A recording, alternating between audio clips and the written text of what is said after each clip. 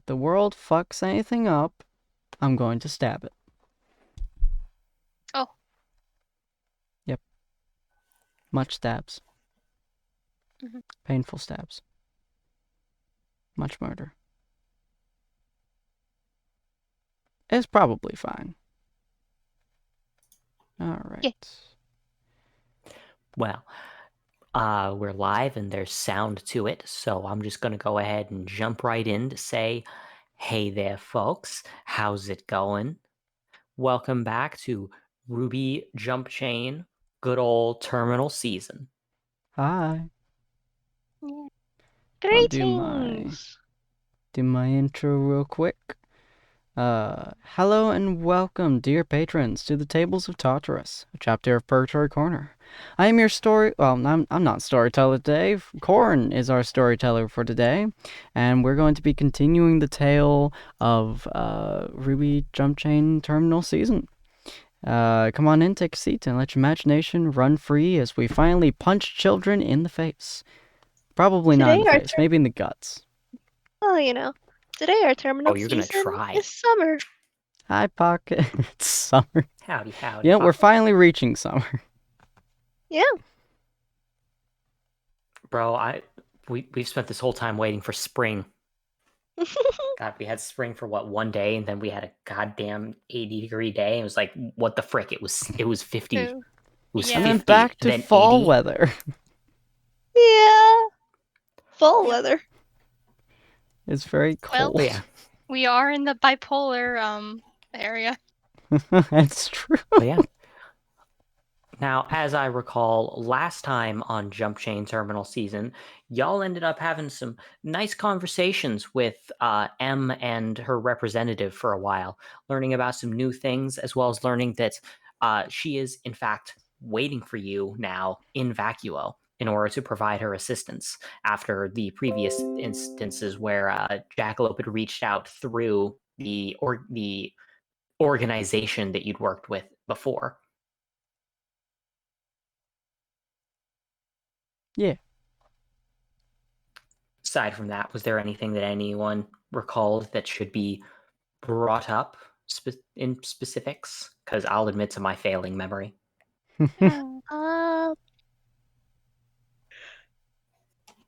Scrolling back. I mean, Yeah, mostly it was the M thing.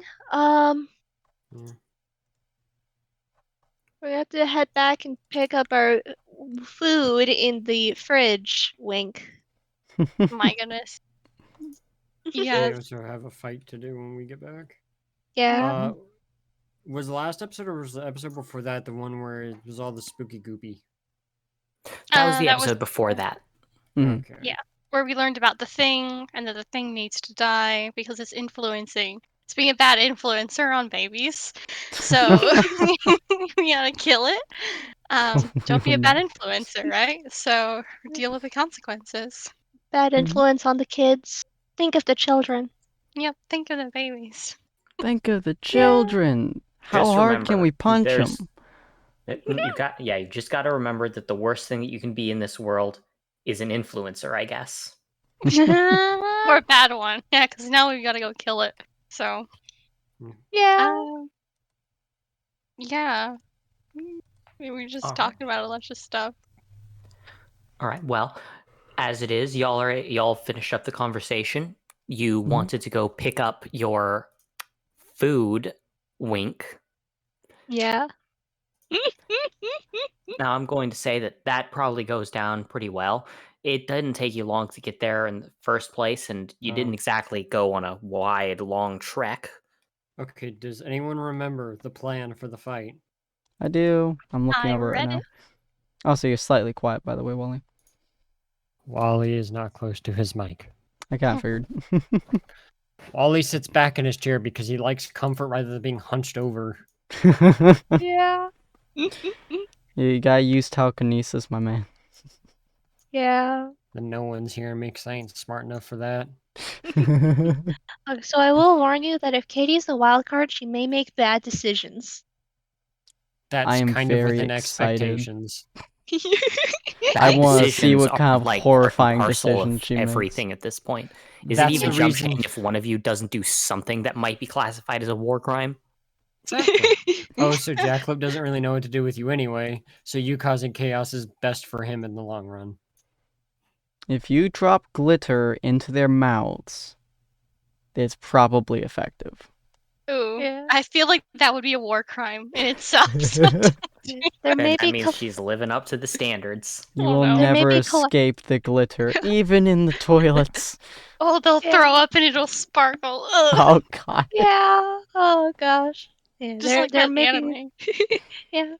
There may be collateral damage. There may be flipping casualties. There may be staff brought in to hold people down or something. I don't know. You may lose your glitter. Yeah. I have more glitter. She has a yes. I have a yes. Yeah. Fair Alright. enough. Alright, cool. Well, you are able to get your food back pretty easily from Salem.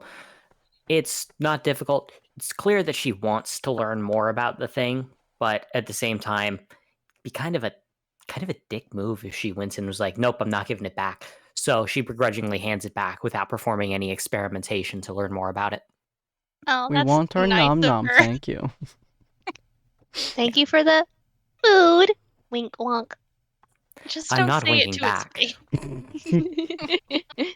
Aw. Now, were all of you still interested in the sparring session? Yes. Indeed. Mhm. I want to beat up kids. Well, They're your age. I'm not sure that calling them kids is necessarily accurate. Well, I have an unofficial doctorate, so, you know. You I'm not what? going to ask. I was a If it's scientist, unofficial, that means it technically. doesn't count. I was a scientist, technically. did you take a college class to get that doctorate? Did you No, I steal it got from a dead kidnapped. guy? Oh. Oh. Does that count? Yeah. I don't know. They gave me a lab coat. Well, You know, it was a with her whole line thing. of reasoning, I do believe that counts. They gave me a lab coat and a clipboard and told me not to touch it. Did you touch it? I touched it. Yeah. Sounds like a scientist to me. Yeah. So anyways, I see. Considering the fact that I'm not stupid enough to continue asking questions on what I am absolutely sure would result in unraveling a veritable poorly made sweater of further questions, I'm just going to teleport us to the training grounds. I'm gonna grab my water real quick. well, thank But you. could have done that before you campaign. But yeah, I assume there's no objections as she once again raises her wand or baton. It's basically a wand. And with a few quick drawn motions, poof, you're all feeling a little weird, but you're there now.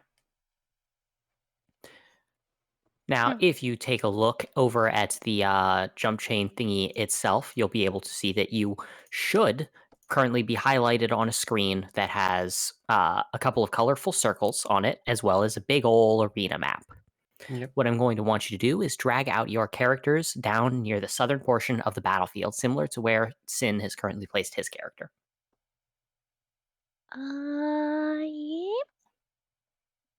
Boop. Okay.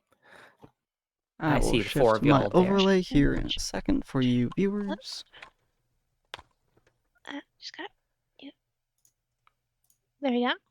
There we go. Yeah, that works.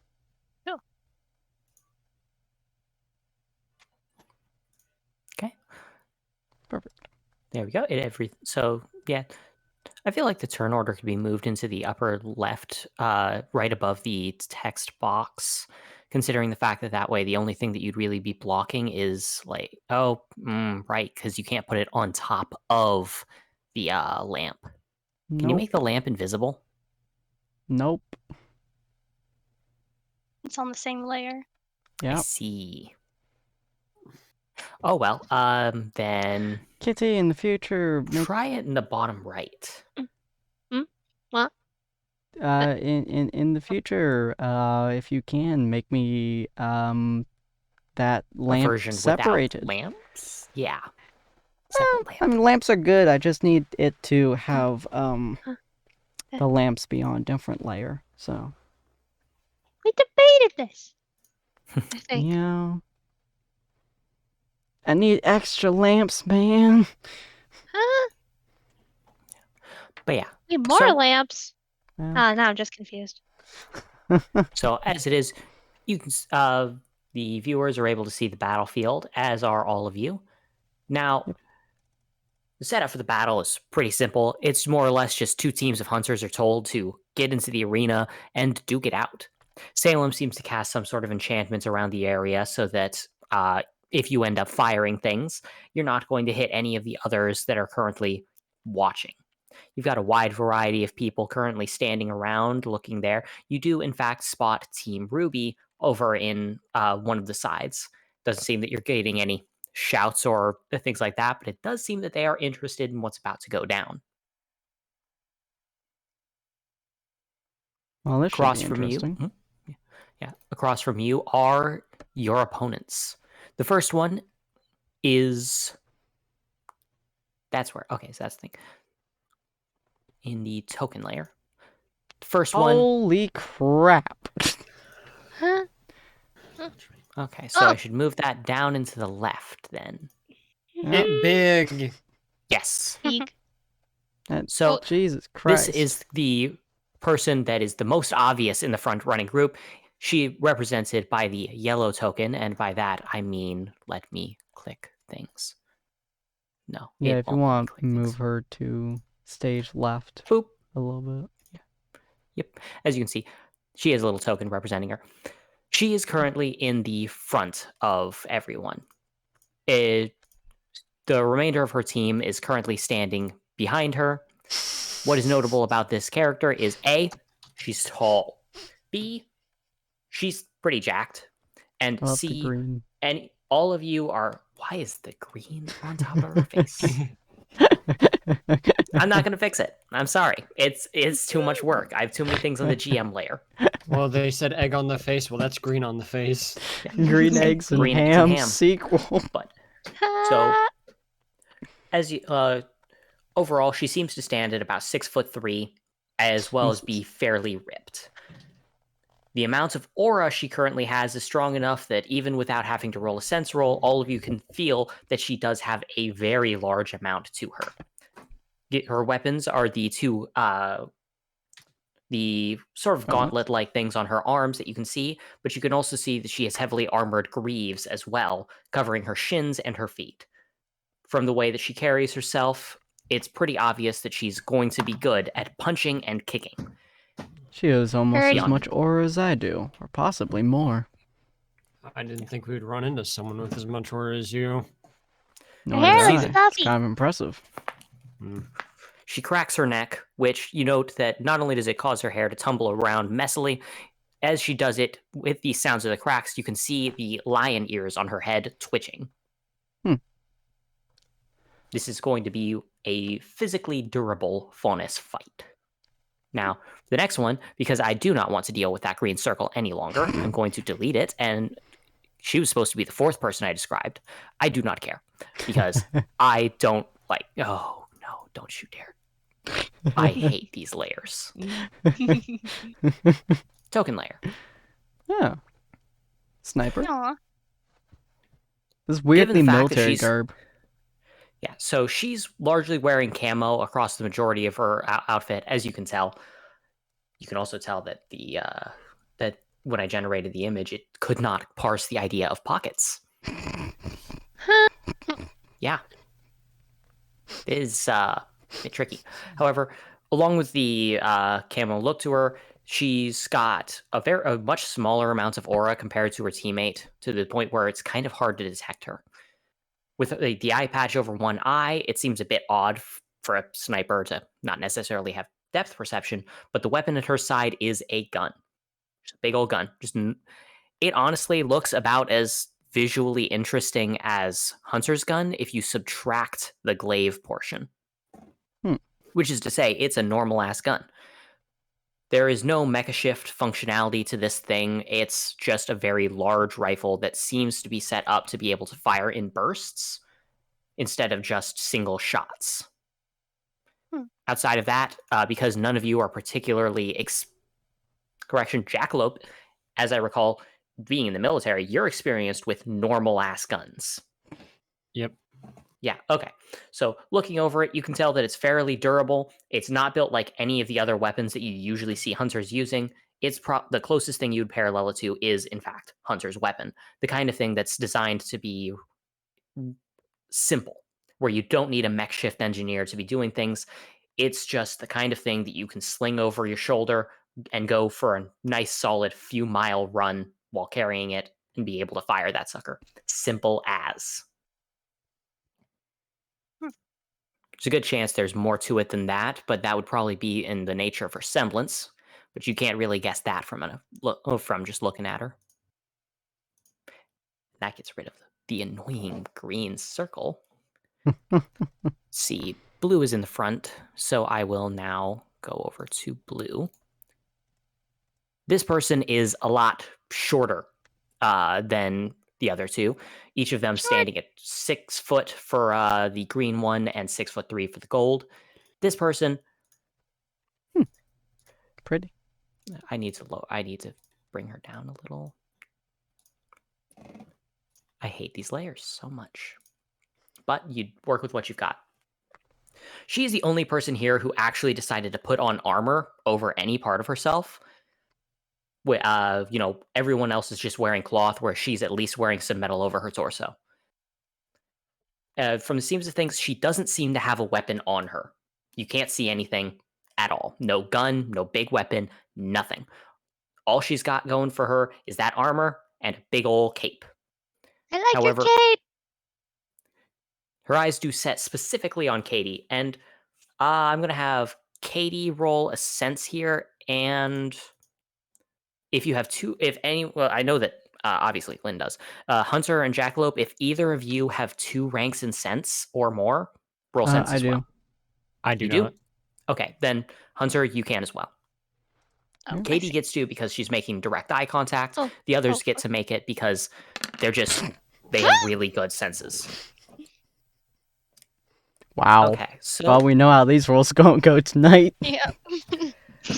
let's just get the bad ones out of the way before it's important, right? There's something to her, especially the way her eyes settle on you, but you can't tell what it is. You can't tell any details about it whatsoever. There's just something there. You didn't roll high enough for the good info. Fair. I still like your cape. She seems to be She does give staring a at us. small return nod, though seemingly a bit unsure of how to respond to that. I need to fix my mouse one day. Okay, and the fourth and last person Did represented you by move to our blue? black circle. No, because I'm already in the other layer, and moving back would be too much effort.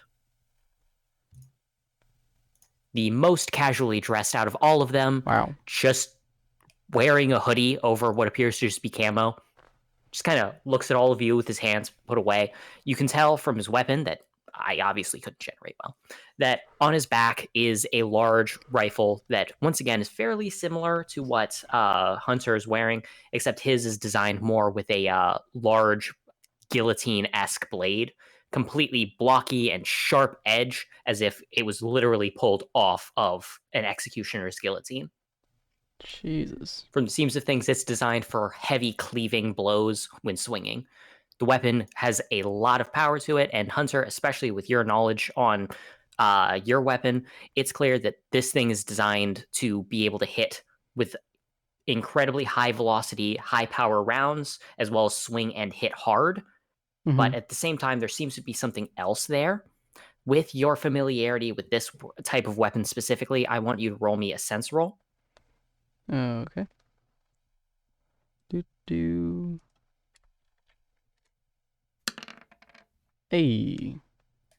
Yeah, with 2 degrees of success, you are able to tell that 1, his weapon is built to be able to be dust charged, and 2, based on his frame and build, he should not ordinarily be able to lift it and heft it very easily.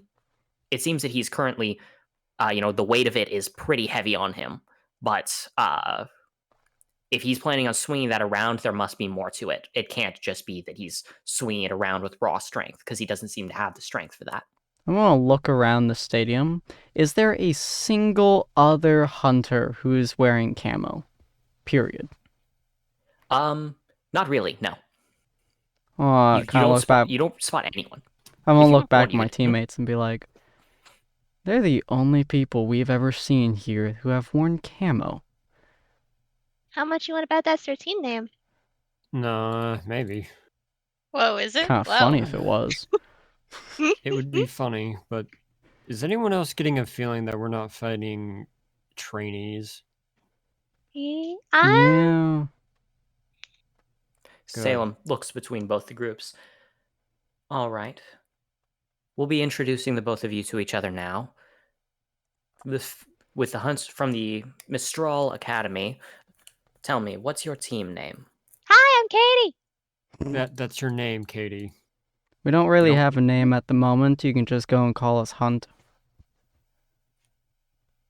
Technically, he did forge the team. You do That's not- hear that's not- a small wave of snickers coming from around the thing before you hear Yang, of all people, shout, "What's your team leader's name? Mike?" Actually, I don't know who's the team leader. Is that technically Hunter? I guess. I mean, you're the one who is the actual huntsman out of us. Yeah. The rest of us were just kind of brought on. He just kind of Team shrugs. puppies. Hmm. I see. Team Hunt versus Team Phoenix. I was really betting on Team Camo. Hey, Katie. Is their leader's name Phoenix? That's the person in the hoodie kind of just waves his hand. Howdy. Name's Hal. I'm the team leader. Looks like you're the team leader then. He actually looks to Jackalope when he says that. I mean, he's Jack the looks coolest him one. dead in the eye and goes, so you figured me out that quickly? How many years of experience? Or how many battles? Still a trainee, but depends on how you define it. We're not usually frontline fighters. Hmm. I'm gonna look at Jack and be like, are we considered frontline? I mean, the jobs we've done have been more undercover than frontline. So We're just behind kinda enemy weird. lines is more technically behind enemy lines is more of our stuff. Nice. I guess that's why the headmistress over there decided to pair us up against each other. Yeah. By the way, Katie, as Jackalope Yeah. gets kind of quiet for a second, Hi. don't bring out your Grim. Aw. We don't want them killing your pets, now do we? Every That's single fair. person in this entire arena would all pull out their weapons and shoot at the same time. Maybe. Mm. Regardless, if you do pull out a Grim, only pull out one and be ready to have it injured. Or die. Okay. All right. Hal ends up kind of stepping forward a fair bit. Don't mind me putting everybody on the turn order. He's like, all right, so I guess some introductions are in order. Standard play. Team Phoenix. You can call me Hal. I'm the team leader. Let's see, if we're going in alphabetical order, we've got Nyla over here, pointing towards the blue-haired girl, who just gives a small nod. Her eyes continue to trace along your group, trying to get a good feel for the rest of you.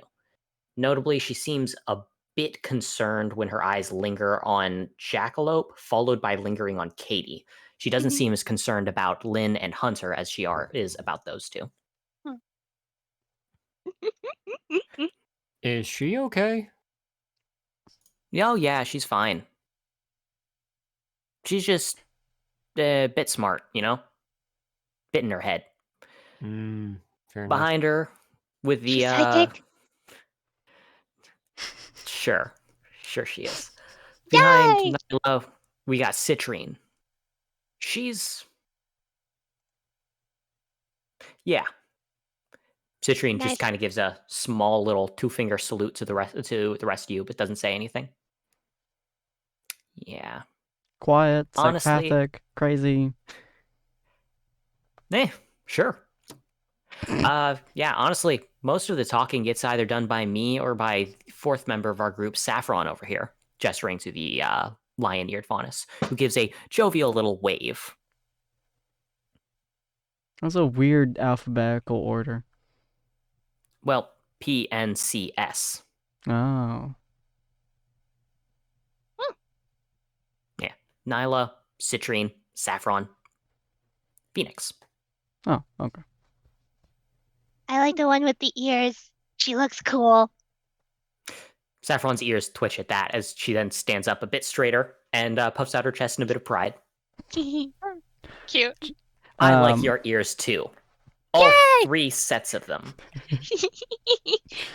Not Jackalope. Hunter's gonna shift his weapon a little bit as he looks out at them. He's just gonna go, I'm Hunter. I'm a hunter from the Mistrali Academy.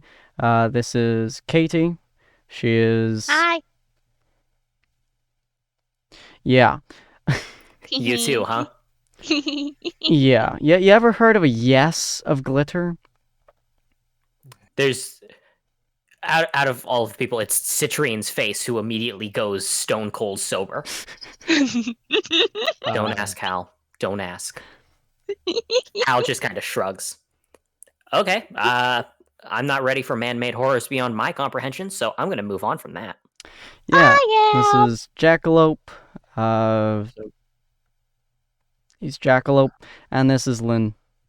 They're all, I suppose you could say, reserve hunters of sorts.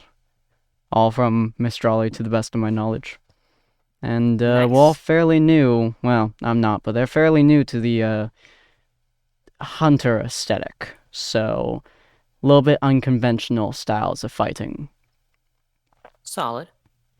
Yeah, our team's designed for, I'd call it boogeyman tactics. I don't know what the headmistress keeps calling it, and I'm not going to ask. Don't even try. Guerrilla? Spec Ops? Not kind of. Most hunters are designed to hunt down, big old monsters and grim. We are more, we're anti-insurgency. Oh, so like me. Honestly, when you phrase it like that, it makes me a little concerned about fighting you. It'll be fine. You can I hear haven't- Saffron cracking her knuckles in excitement from that, though. Question. Battle I'm- Lover? Oh, yeah, no, she loves it. Is that the 3rd or the 4th one this month? Fourth, I this think place maybe is just fifth. weird. Spend time with hunters, you're going to find way more than 4. No, trust me, when you're mad enough to break your own arm punching somebody, you're in a special category. Left arm or right? Because he looks over Jackalope's prosthetic and his fleshy Both. arm. He's like, depending on which. It's pretty impressive. Both. I had both my arms about a month ago. Damn, you learn fast. Quick adaptation to new environments is easy when you've done it all your life. Saffron pipes up and is like, scale 1 to 10. How much have you recovered from the injury? Depends on what the arm can take. Hunter, we've messed with this thing a little bit. Do you think it could maybe take 100%? Your other arm couldn't take 100. I would give that 70% best. Really, 70. The arm is a bit, basically it balances out. Your arm is basically as good overall as your old arm. It's not quite as dexterous as flesh, but it's tougher than flesh. Your other And you arm can- took probably, 60, 70% of your main, Uh, so... 80, But actually. technically- 'cause Oh, 80. Maybe, Yeah, I might give it 85. It might survive. I won't survive if I do 80. So your arm will survive as much as you give it. Fair enough. You can do it. I believe in you. I'm not killing people today, thank you. Is yeah, your okay. friend over there Kind fine of. with her arm breaking by chance? Saffron kind of looks to the left and then the right before letting out a big old grin and saying, I'm perfectly fine with you giving it a shot. There's a smugness behind her smile that you can't quite understand. Wow. All right, This could cool. Yeah, almost Jackalope, be- have fun. That could almost be a preemptive, what is it called? A preemptive joke. Yeah. Giving it a shot. Anyway, since this is kind of for fun and it's to test out limits, I'm taking off all this extra crap as Jackalope just takes off his poncho, puts his weapon on his hand, readies his other one, and adjusts the shirt so it's not in his way anymore. Just a giant scar-lined body at this point. Notice in the back, Citrine kind of hefts her weapon, and while she does lift it to point, she actually uses the back of the rifle to point directly at Lynn. She's like, question. Hmm. Yeah? She seems to think over how to phrase this for a solid few seconds before saying, after the fight, can I try touching your wings? Like they look really nice. Well, I mean, I guess as long as you're gentle when you're touching them, then yeah. Cool. And if I'm not out of commission, then yeah. I'm She thinks that over before nodding. Okay. Hunter's She looking seems mild slightly confusion more at the pleased two. now, You're as just she like, hefts her weapon normally. Mm-hmm. Out of all of them, Nyla Okay. seems to be the only one who hasn't spoken yet. right. I'm gonna look at Salem. So, got countdown. Just go on free will. What we do here? Well, as soon as you're comfortable starting the fight, just raise your hand and say so. Hunter just raises his hand. I'm good. Everybody else? Hal immediately darts back to his original position of notably standing behind Saffron before raising his hand. He's like, Note the "I'm fact good." that he moved back that fast with his weapon.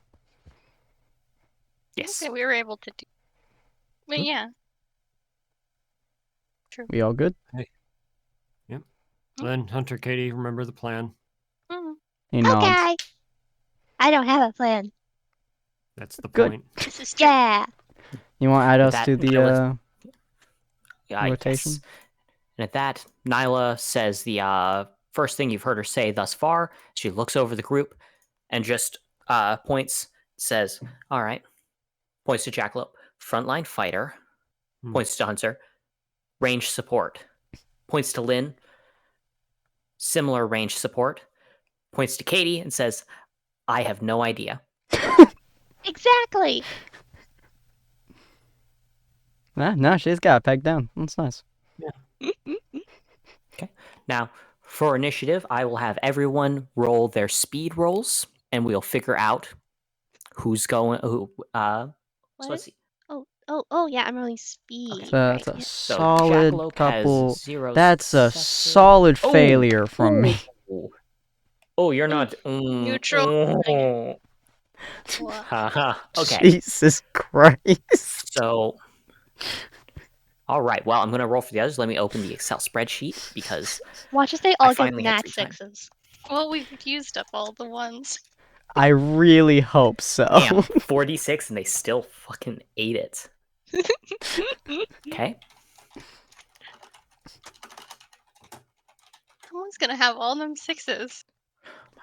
Good Wow. Lord, nobody's succeeding on any rolls today, are they? No. Nobody. Do we count the numbers on who goes? Nobody gets. I'm taken. going last, I can anything. guarantee you. Oh, no. So somehow, okay. So because nobody has any successes, I'm going to just have to go from. So who got the least negative numbers? I have I got it canceled out. So Okay, so you have Jack- a 0 and Jack got a 0. Jack is a 0. Okay, which of you two would like to go first? I mean, Uh, I would offer Jack because Jack's whole thing is having his teammates launch him Mhm. at high speed. Okay. Yeah. So I'd 'Cause- have to go at the same time as Hunter to do that for Jack. Yeah. I was hoping to be able to to do some sort of glitter smoke ball launch thing at the start to confuse everyone, and then have Jackie do like a cool launch thing. Like in the middle of the arena? Yeah. Yeah. Oh, whoops, I misread that. I mean, the Ooh, idea with that would Citrine. be Jackalope jumps onto my thing, Lynn uses her gravity, and then Katie throws the gas, and then I So- launch. Gets fuck all. Yeah, Jack and I can hold our action then until Yeah. Hunter goes. Then. Honestly, Okay.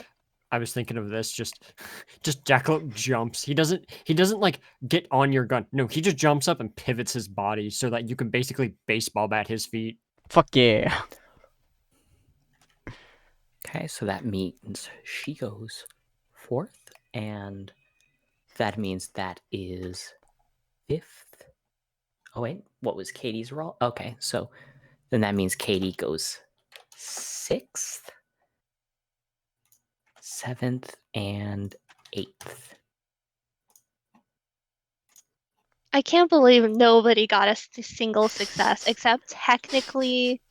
Except Lynn? technically, yeah, Lynn rolled one success, but then it got nullified. Like all of those dice, and we didn't see a single 6 in any of them. Hunter being at the The very bottom, just statistical- like, hell yeah, baby. This is what a D&D game looks like. Apparently. The first person to go is the person who had the highest number of dice with the highest overall number. In this case, having rolled a whopping 0 successes and 0 failures, with 3 dice goes Citrine, followed by 2 dice, no failures, 2 dice, no failures, and so on. So Citrine's first thing is that she raises up her weapon and seems to ready herself and holds her action.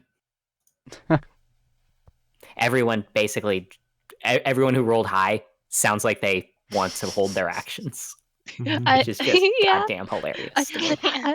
I'm just imagining like the most like tense like silence as everyone's like Yeah. strategizing. Oh, actually, Everyone that. is just. I forgot Citrine.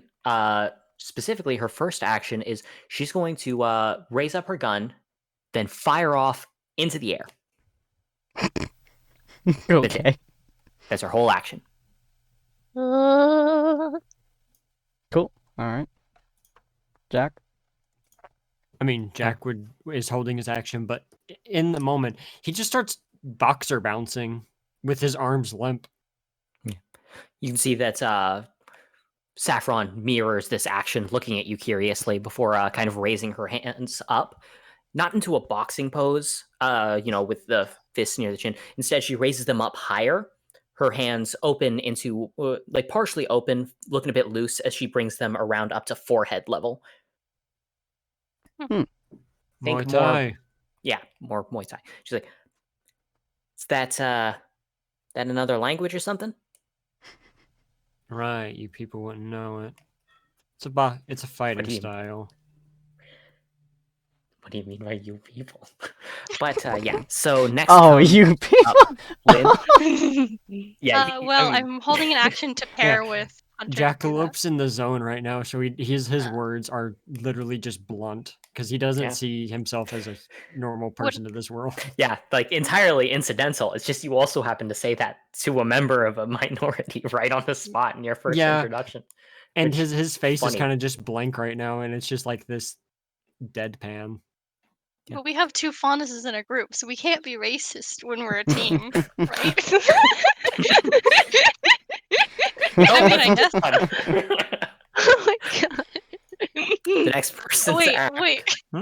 So on my turn, I'm obviously waiting to hold with, so I can do that with Hunter and stuff. But she fired in the air. Was I able to kind of see what was going on with that? I don't want to be distracted. That's a good point. Though. Go ahead and roll a sense. Yeah. Since you've brought it up before her next action, go ahead and roll sense.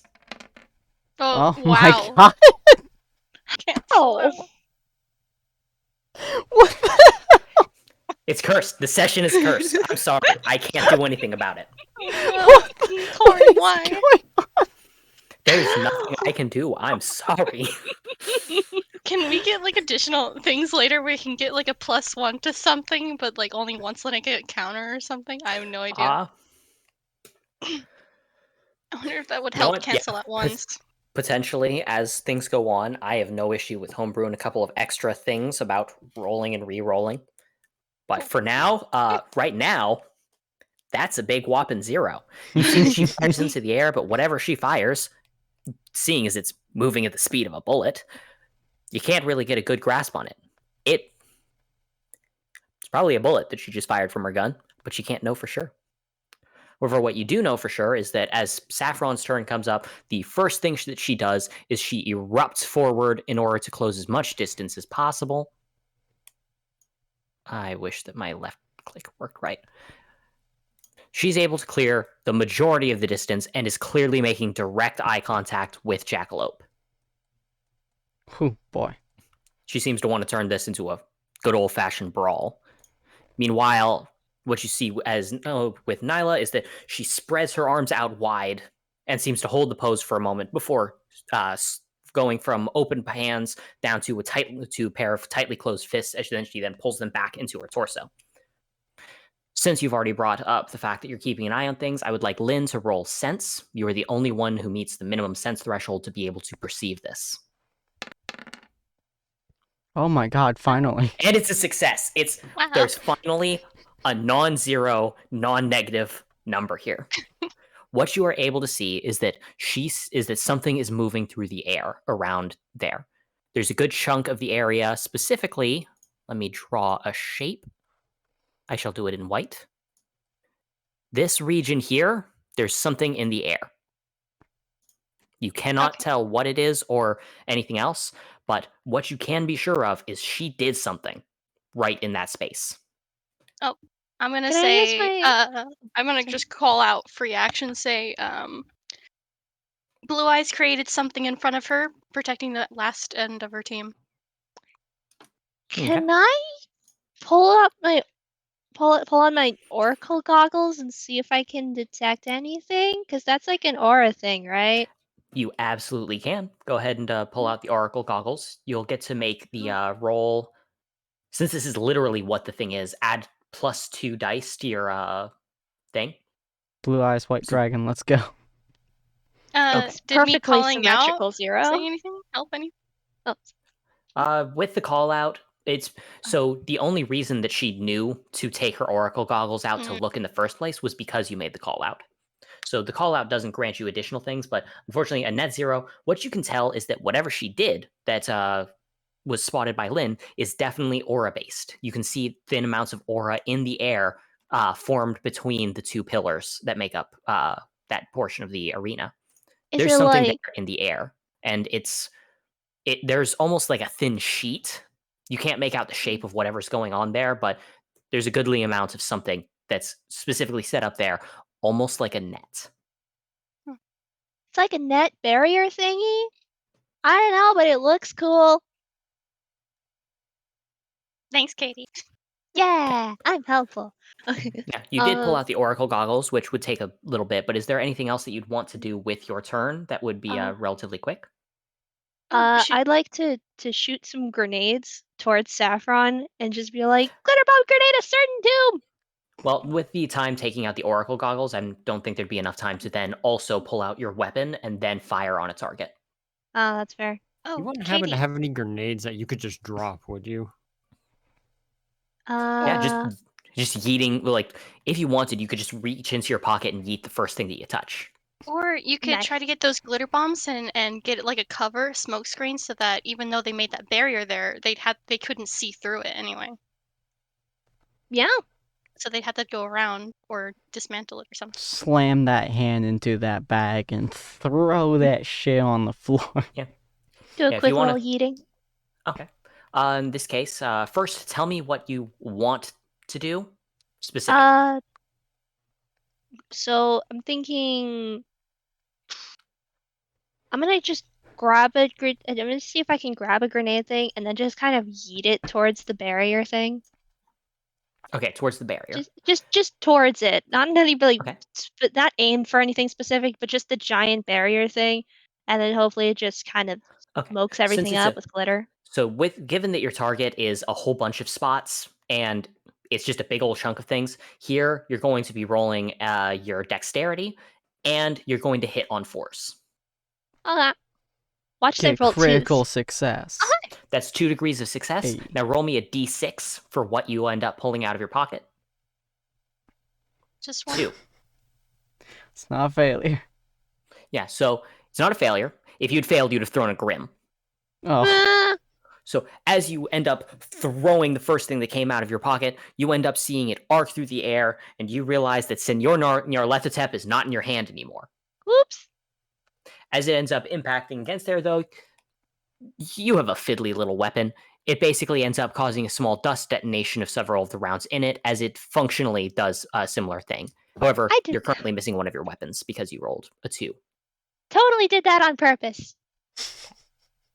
Notably, the explosion of the dust has created enough kicked up, like lowercase d dust, that you can see the shape itself of the barrier. It is, in fact, a net-like shape. However, it'd be more accurate to describe it as something akin to a spider's web. Oh, so there are holes through it. Okay, I see now. Yes. You can see a look of displeasure on Nyla's face, as it's clear she was not expecting people to see through that quite as quickly as you did. God, we're so cool. Good team. The next person is Hal, as he hefts his weapon with an uncharacteristic ease, considering its weight. Mhm. He swings it down as the guillotine blade slams into the ground to steady it, as he readies to take a shot, and holds his action for a specific trigger. If anyone ends up activating the trigger, I will tell you, and he will instantly take his action. Otherwise, he'll waste his turn. cool. Next up is Hunter, the last person to go, and like the first person y'all wanted to go. Oh, Yeah. we hidden this girl right in front of us. You As hidden? Jackalope Jack. sees everything goes on, and Mhm. he yells at you, "Curveball!" Interesting. Do you angle your body in the way that you want to curve, or? On his final leap, you see his legs positioned backwards. He's yelling also that at Lynn Mhm. for her to adjust her gravity to curveball him around the net. Ooh, Oh, interesting. okay. I was gonna Okay. say, I was like, curveball. I'm like, you skipping this girl entirely. Okay. Yeah, he's gonna leave her to you for now. Okay. Again, this is a fight between hunters. Taking out Yeah. their back line is as important as dealing with the front line. Is- As Jackalope just leaps up and just curves his positioning. Yeah, Alright. Okey-doke. Hunters don't like yeet his gun upwards, grab it by near the bottom in like a baseball stance, and just ready up a swing and slam as hard as he can into his feet, just like bada bada brr. Okay, so first thing is that you're going to make a strength roll and hit on force thanks to the assistance of gravity. Okie dokie. Don't give me 2 nat ones again, or I swear to God. God damn it. Can I put in another gravity well to help? So like Yes. 2 of them boosting. As mentioned before, you particularly in the Discord, you can either have 2 gravity wells active that are each about half as strong as your full power, or 1 gravity well that's as strong as the whole thing. Here, what I'm going to let you do is I'm going to let you re-roll your first dice here. Get rid of Okay. that one entirely. So roll 1d6. No matter what it is, it will replace that failing roll there. Boom Nice. shakalaka. Ooh, With 2 curveball. degrees of Yeah. success, you are more than capable of hitting hard in order to be able to send him flying. Next, I would like a dex roll from Jackalope, hit on 4s, thanks to the effects of the gravity. Ooh. 2 degrees -1, so you still do have a success there. So you will be successfully able to arc the curve. The question is, are you arcing right or left?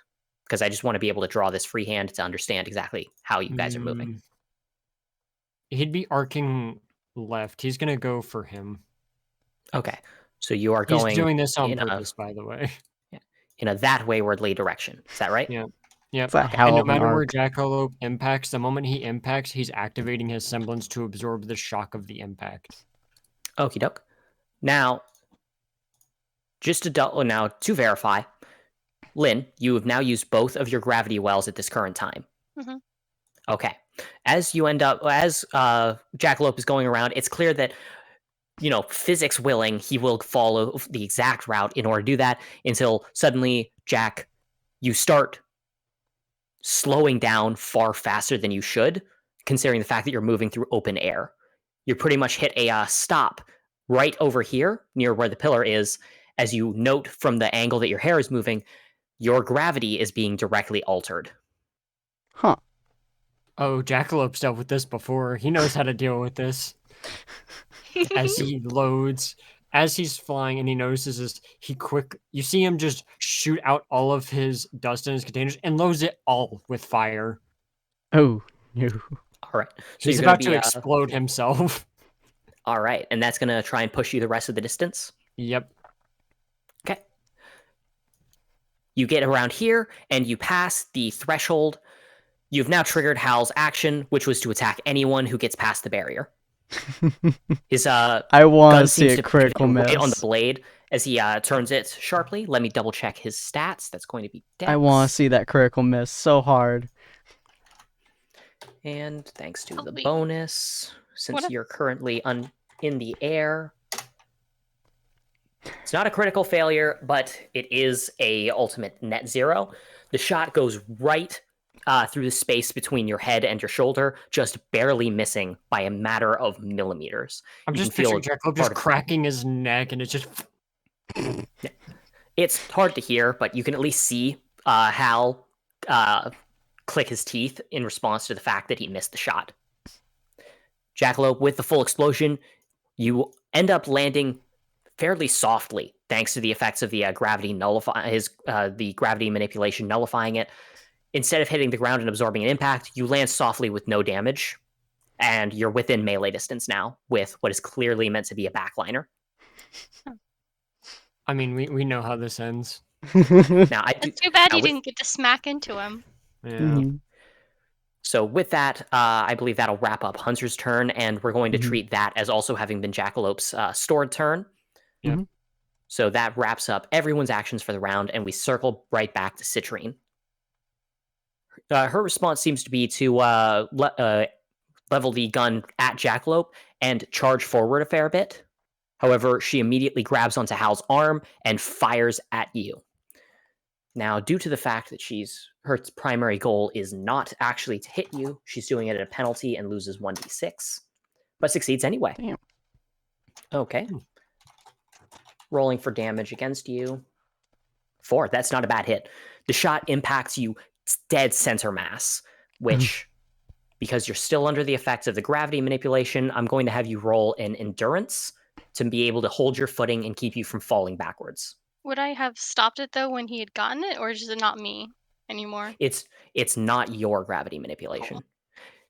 Recall how when you first pitched me your character, I told you I already had a RWBY character with gravity manipulation You as a set semblance? us up against another gravity person.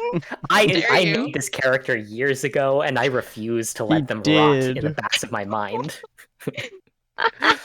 You met Well, at this least they're not the big team boss. like 4 years ago, if I remember correctly. Wow. Yeah, with that, Jackalope, between the impact and failed roll, you do go back 10 feet. In her case, she grabbed onto Hal and fired, using the recoil to launch both herself and I wish I could drag and drop properly. Both of them back 10 feet as well. It's still within the amounts of space that you could run. However, in order to be able to clear the full distance, I'll have you do a dex roll, since you're still fighting against the gravity. However, your experience with Lynn means that when you make the dex roll, go ahead and add an additional die. Wow. Wait, what? That additional Sorry, die what? pulled it to a 0. His Jesus. experience being under manipulated gravity, thanks to you, Lynn, means that he got an additional die on his roll.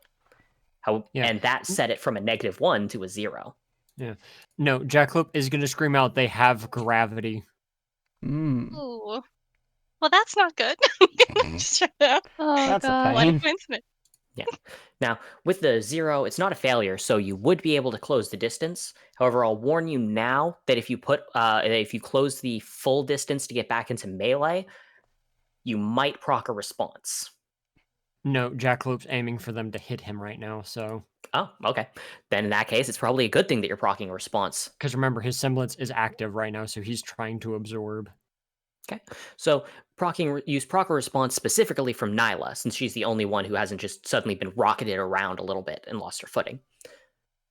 As you close into the space next to her, she waves out her arm as you suddenly notice that your prosthetic arm has a lot of very thin substance now wrapped around it. It appears to be some kind of wire. With that, she brings her arm sharply down in order to force your arm to the ground. This is a very sharp build-up thing, and it's going through your aura, so you will still be able to roll 1d6 in order to build up your semblance. And Oh you just my immediately God. get full charge right off of it. Wow. Oh my gosh. No, that barely touched me. You're about to fucking die. Well, good job. Now, go ahead and make a strength roll to avoid just, being forced down. Jesus That's 2 degrees of success. Okay. Yes. You stole our successes. No, he's doing it. Good job. He's That- doing his job about being a distraction right now. True. Jackalope Go, taking go, on Tank. 3 of them at the same time, just like, come here, boys. Go, Tank, Nyla, go. Nyla is going to activate one of her 2 unique skills. Please re-roll your last roll. Okay. Like fully or? You will Like be... the 5 She... or the 3? I wrote it down as re-roll up to 2 dice. So both of your 5s will be re-rolled. God It damn. does not matter. It does not matter. You still succeed. With 1 degree of success, you are able to resist having your arm pulled down. You are still able to make an attack. You know Jesus what? Kill. Christ. No, he's going to ignore her. He's going for Hal. Oh I my could gosh. just. This just looks like fucking crap Jackalope is baskets. just a one-man army, just not stopping for nothing. I mean, to be fair, his whole thing for doing this in the first place was information gathering. You're getting a lot of info, like Jesus Christ. Yeah. With the oh-so-dramatic muttering of, "Oh crap, baskets," it's clear that Hal does not have any response that will save him from the incoming attack. Yeah. You can, let's see, since you're going for a melee attack, go ahead and roll strength. Oh, cheese and crackers, guys. Would you like to Woo! use your 1 saved Oh. success to go from 0 to 1? Yeah, but when Jackalope aims for him, he swings in a weird way. He's going to use his flexibility to uppercut. He's going to go for a straight line, and it's just all of a sudden that same arm is coming from below all of a sudden. Okay. So you slam him right in the chin. I'm going to count, since you got your guaranteed success on top of that, it's a success. And let me check his... Let's see. Halcyon's endurance is pretty good, but will it be enough? It will. As you slam into him, this was basically to resist the fact that when you hit someone in the punch button, bad things can happen to their heads sometimes. In this case, his successes mean that while it hurts like the dickens, go ahead and roll a d6 for damage, this does not cause him to have a concussion or any similar issue. 3. Decent. It hits hard. You can see that the impact ripples across his body from the way that the aura tries to deflect it, but even so, a hit to the face, especially an uppercut to the jaw, is not something that you just walk off. He does stumble back a step or 2 from the impact, and clearly took at least a bit of damage from that. Yeah. Oh, so as always, when Jackalope fights, that classic creepy smile is slowly beginning to appear on his face.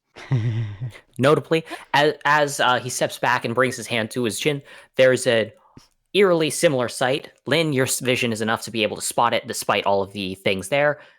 A smile that's not dissimilar from Jack's is appearing on Hal's face, but only for a moment before he shoves it right back down and has a placid expression. This boy's got a backstory. This boy. Yeah. Well, with Jackalope having defied all odds, procced multiple attacks, and still Right. managed to land his own, that makes it now Lynn's turn. Nice. Oh my Well, god. I probably want to get off the ground. How far is the ceiling? There is no ceiling. You are Awesome. in an open area, so you can fly as far up as you like. Or do I want Hunter to be a shield? I don't know, because this girl's in front of us. And currently there's smoke screen right here, right? It Smoke should be screen? in between No. here. Yeah, right? the smoke that got kicked up as a result of the thing, the dust stuff, is right here. Mhm. It is only because Lynn has a degree of sense of 4 that she's able to see through it so easily. the rest of you can't actually see what went down there. Neither Katie nor Hunter are able to tell that Jackalope managed to successfully just absolutely wall up that dude's face. Boop. Okay. There we go. Where's the sun? Can I fly myself up and then position myself in the glare of the sun? I'm going to say it's high noon just for ease. So technically speaking, you could. However, in order to do it, you would have to fly close to them, or you would have to fly above Saffron. Whoever you fly above, you would be in the glare of, and thus it would make it very hard for them to see. Well, okay. I'll just fly above her since we're on this side of the... Because I want to also keep an eye on this battlefield. Okay. I'll We go do ahead and have a move you sniper, next to so that's a her. good However, call. we will say specifically that you are flying, I'm going to say about 20 feet above her head. 20 feet? Mhm. It's not very tall. How tall is that? Like 2 stories or something? It's about 2 stories. If I take a dash action, but then I can't take a dodge action. Dang it. So the question is whether or not you want to go for evasive maneuvers or whether you want to put even more distance between the two of you. I'm going to put even more distance. I'm going to just do a dash action to get myself set up. Okay. I'm going to say that with your multiple sets of wings, with your gravity, you currently, because your action, your turn has come around again, the end of the round and all that, you are now back to having both of your gravity wells available to you at this time. Cool. Would you like so to I'm just use gonna... one of them in order to make sure that you are well outside of range, or would you just like to use your wings to fly up? How far would wings go? 40? And with gravity, would that be like 50? You'd be about 40 feet above her with your wings, about 50 to 60 feet if you also used your gravity. I'll use 1 instance of gravity and get 60, because then I'm going to use the sniper to look through that to check over the battlefield if I need to. But my sense is already... Mhm. So your sense is pretty solid. You're able to see the battlefield as it is. If you'd like to try to spot anything specific, just tell me what it is and roll a sense roll. Yeah, before I go, I'm going to call out to my teammates and say, point or something, because there has to be a way for them to communicate with me besides the scrolls. So, like, if you need to call me, make an L with your hand and then point to what you want me to do with gravity. And I'll follow it. Cool. And I go up. Okay. You take to the air. You're now 60 feet above. For the remainder of the round, you'll have one. As a reaction, you'll be able to use one of your one remaining gravity well. Saffron's Is there about anything to specific knock that you're my going to be shit out. looking for? Because you mentioned looking around. So we only have scrolls to really communicate with each other, right? Mm-hmm. That is correct, yes. You do not have walkie-talkies or headsets with mics. This is true. We need this. Or maybe I shouldn't go out too far then, because if I'm shouting at them, I think it should be like 50 or 40 feet in the air. Hit him with your sniper. Well, in this case, you'll have clear, there's nothing physically blocking you, so at 50 to 60 feet, as long as you're, shouting, you'll be fine. However, do keep in mind that if you're shouting, every single person on the battlefield will be able to hear you. Right. So don't shout out the secrets. Unless you're Katie. Yay! I'm going to be looking for specifically weaknesses of whoever is currently in combat. Okay. With the specific person that they are hitting, not just like any person from the sidelines. Okay. So I guess him? Yeah.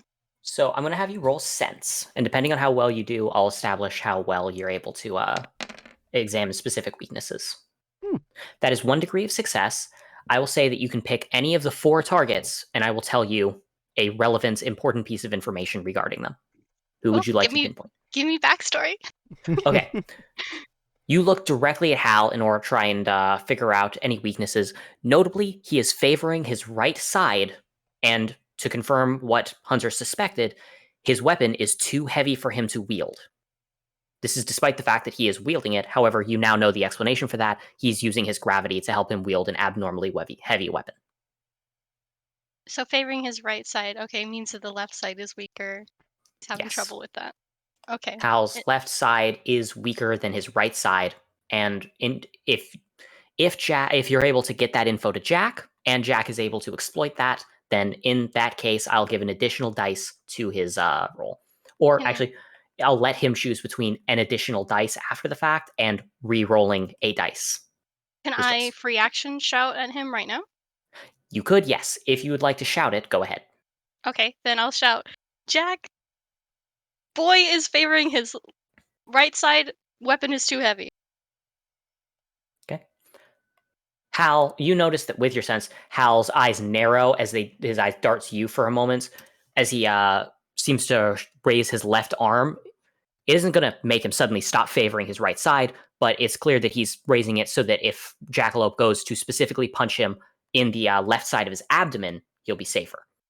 If you go, this only extends to his abdominal region, however. Well, Jack, if you punch enough times, you'll be able to get it.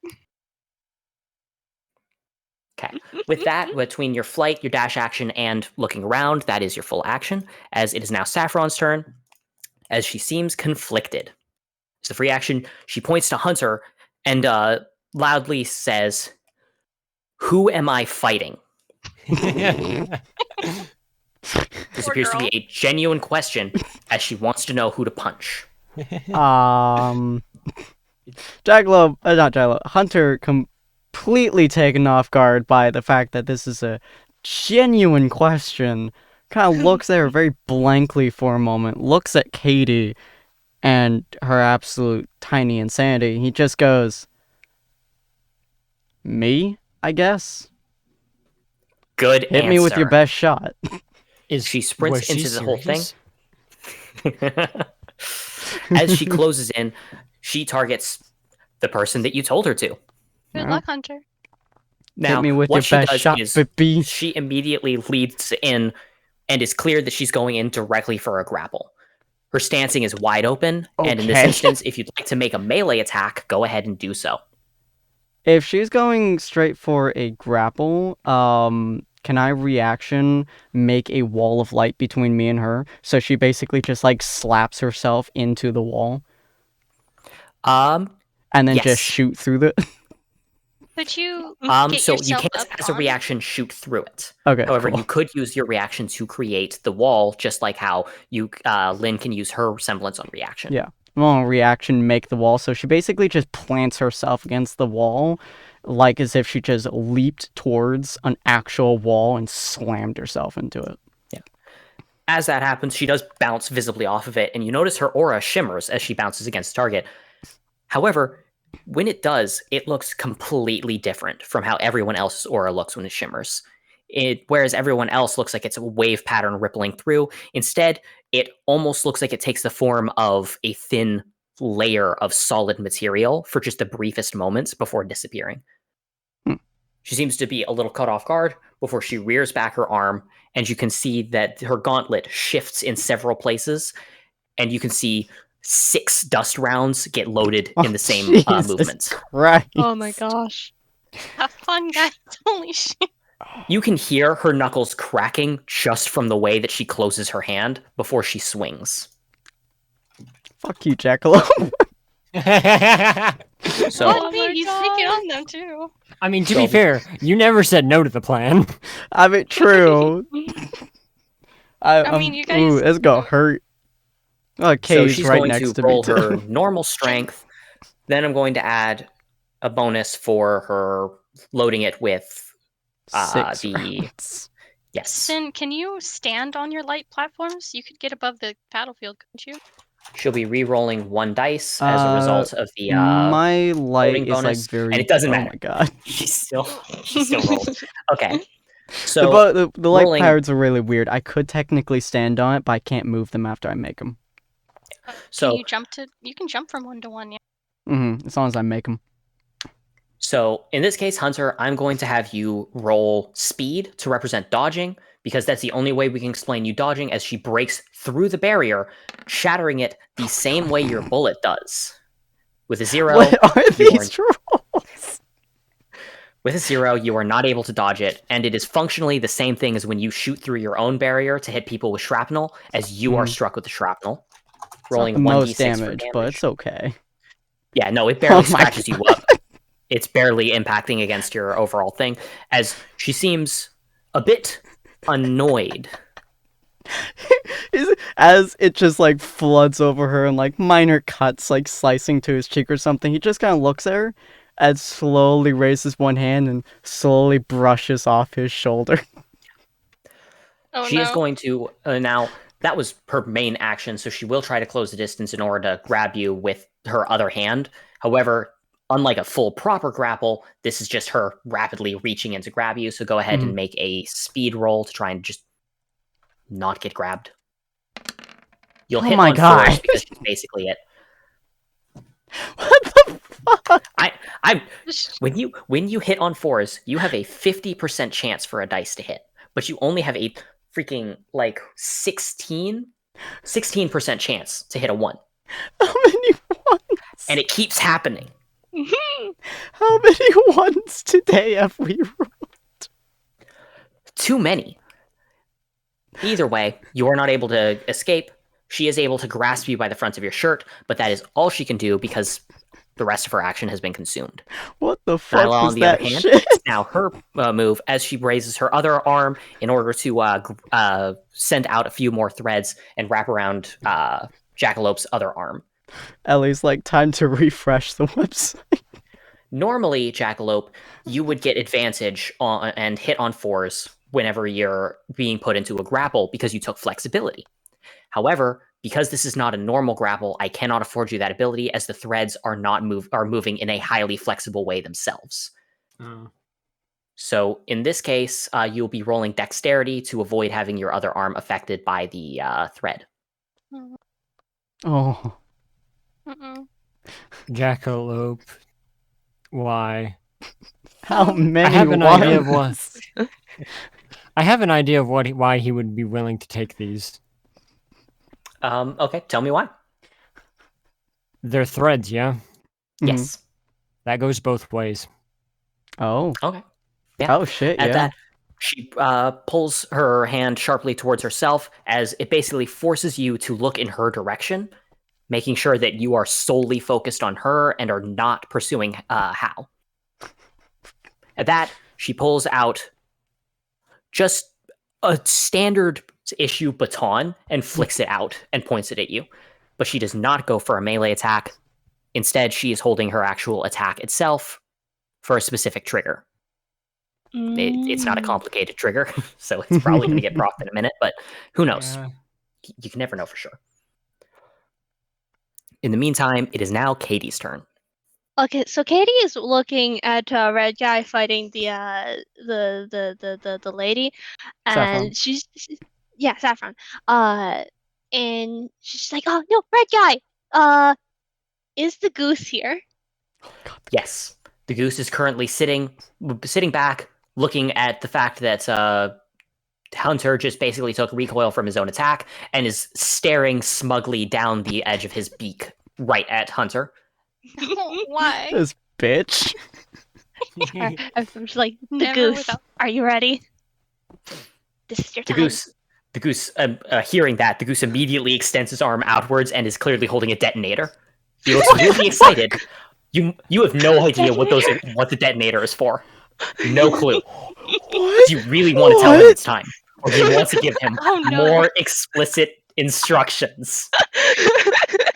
What did he ring? Yes, the goose yes, has no yes, mercy for No, it. no. Do not yield. Do not yield. This goddamn goose. What if If he rings blows the me up, city? I'm gonna punch him. Jesus Christ. So Katie seeing that is just like, oh my gosh, you're always 2 steps ahead of me, the goose. Do it. He immediately hits the button, and Hunter, you don't know why, but underneath your coat, your ass is beeping. I am sorry. I'm going to roll As a I hear it D6 for beeping. how much time you have. Higher means that you're safer. 2. No, you. I look at Saffron as we hear the beeping, and I look down. I look back up at it with a very confused and concerned look. No, it's Long just time coming. you realize what's going on, and the only thing you think of is crap. But this is just the look. Just Bear Hunter, hug, I she returns guess. your look. Yeah, she returns your look and looks. As soon as she hears that your bomb attached to your ass, she looks excited. Katie, He's still. just. I'm going to treat that, Katie, as basically your minor action. You still have your major action to take for the turn. Oh my god. Oh my gosh. I'm just Wow. imagining Katie's scene that like was it like a bomb or something? Did it actually blow up? As you note from his character portrait, Hunter wears his coat poncho style, which means you cannot see his back, particularly his lower back, where it would seem that the goose has attached a bomb of some kind. You do not know when this happened, but you are familiar with the goose enough that you trust that this is probably a pretty strong explosive. Katie's just Ramon is just gonna like look at Hunter and just like give a thumbs up. Like I'm helpful. What Do the you want fuck? to try? Do you want to try Ow. running out of melee distance from him? Would you like to try and attack Saffron? Or Katie is gonna go over to Linene, just kind of run over and just kind of like do gestures like up. She's Katie wants uppies. Katie did want uppies. Okay. Katie. You do have your one gravity well for the round in reaction, so you could take her up if you wanted. I will take her up. Okay. You'll be able to pull her up She to about. ascends the heavens. I'm going to say you can get her about 25 feet in the air with one gravity well. Alrighty. Next is Hal, whose reaction to the fact that the attention is now pulled off of him is to take a step back, level his rifle, and be like, honestly, kind of a shame it's got to go like this, as he aims directly for Jackalope's chest. Jackalope, due to the fact that you currently have both arms kind of restricted, the only direction that you could move is closer to Nyla. With if you attempt to dodge in any other way, it would be an automatic fail. Do you want to try dodging the attack, or would you rather take the hit and try and see how much charge you can get out of it? I mean, Jackalope's whole play style is plant your feet and take it, boy. Okay. So the moment he, like, even out of the corner of his eye, because his eyes probably would not have really changed super hard off of Hal. Mm-hmm. So out of the Hal just sees his eye looking at him, and Jackalope buries his feet. At that, his eyes narrow before he pulls the trigger. I won't roll an attack because you're not trying to dodge. Instead, I will just roll the damage flat out. A 3, not bad, but not great. Go ahead and roll your d6 for building charge. my You got another one. Yes. Congratulations, you just have another full charge. And another Another one. He's just helping you Another at this point. The impact hits against you hard, and it's not quite enough to send you stumbling thanks to the fact that you planted your feet. Even as you feel the gravity pull you to the side, the way that you planted yourself means that you're not sent careening or anything. Instead, you can feel the energy building up inside you even more as you can see that he clicks his teeth again before immediately grabbing Citrine by the hand and throwing her into the air. Ooh, As she pushes double off to the fly. ground, she ends up getting about 20 feet into the air, around a similar height to Katie, as she takes a look around, spots Lynn, and hefts her gun up. But it's not her turn, so she cannot take a shot at Lynn. Good lord. So That it's makes it beeping. I'm Hunter's turn. assuming that beeping very quickly means it's about to explode, right? Yes, because a 2 was rolled, it's basic. At the end of your turn, it's going to explode. If it had been a 1, you'd have just blown up immediately. But Cool. once Can your I turn do a ends, free it explodes. action to kind of move my offhand, my left hand, to touch it to see if it's like strapped to me, glued to me, or whatnot? You can reach over. It's basically stuck on by Elmer's glue and Silly Putty. The fact that it hasn't fallen off is already a miracle. Jesus fucking Christ. Cool. So I'm still holding my gun, right? She grabbed me by the chest, right? Yes. Okay. Her left arm is currently holding you up by your vest. So with my 2-speed, I'm going to kind of like let go of my gun. I assume because of its sheer weight, it's either going to stick in the ground or it's going to start toppling. That depends. You mentioned that it has a glaive. Are you dropping it like blade side down or the butt side down? He will have hit Jackalope with the butt, so it would Okay. be glaive side down. Okay, so then yeah, it would drive into the ground and would basically sink enough that it could hold itself up. Cool. So he's going to drop it, grab the arm that's holding onto his chest, grab the explosive, pull it off, and slam it onto her chest. More or less trying to move the glue onto her chest, as he's gonna say, Yeah. "Bang da bang boom, bitch." Yeah. At that, instead of looking concerned, her grin grows wider. She says, "Ah, see, you've played hot potato too, huh?" And instead, you don't have to worry about the glue holding it in place, as she pulls you into a full bear hug in order to keep it stuck between both of your chests. Smart. Oh my gosh. Can I The use my semblance in order to basically create a box around us? Around the two of you, Yeah. yes, you could. All right, cool. As I'm gonna you do make this that, and explosion fucking hurt. Yeah, as you do that, you end up hearing her whisper into your ear, "You better grit those teeth." I've always gritted them. So now, Thank God for normally having it would be overflowing 1d6 aura. damage. In this case, it would be 2d6 damage because of the fact that you are literally in contact when the explosive when it goes off. However, you stated you were using your semblance to concentrate the explosion to make it deal even more. This will now deal 3d6 damage to each of you. Oh, yeah. Don't die. Oh yeah. I will now roll the 3d6 for you. Please don't die. Excellent. Okay. Fucking And hurt, the three- bitch. Okay, and all right. So you would take 5 and she would take 9. However, you have activated her semblance. Her semblance, impervious, will decrease incoming damage rolls by 2 damage per dice. Now, the 1 cannot be decreased lower than it is. So in this case, it is equivalent to a 1, and a 3. In other words, she takes 5 points of damage. Well, You fuck both take too. the same amount of damage. There's a reason she was not concerned by the explosive. Well, I'm glad I And it have becomes clear. overflowing aura, because, yeah, my aura is also a thick bitch, so... As the dust clears very quickly thanks to the semblance opens up, Mhm. everything bursts out. As you can see that she looks a little scuffed, and you look a bit scuffed too. Neither of you are looking great, but I know that at least one of you is grinning wide. What does your facial expression look like? Jackalope's excited that this is basically like a You said prey Jackalope. opportunity. Keep Oh, sorry. saying Jackalope. Fuck, I keep looking at Jackalope. It's pissing I mean, me off. Jackalope is grinning right now at that dark car, right? Yeah, I know. Yeah. It's a Not little inaccurate. concerning.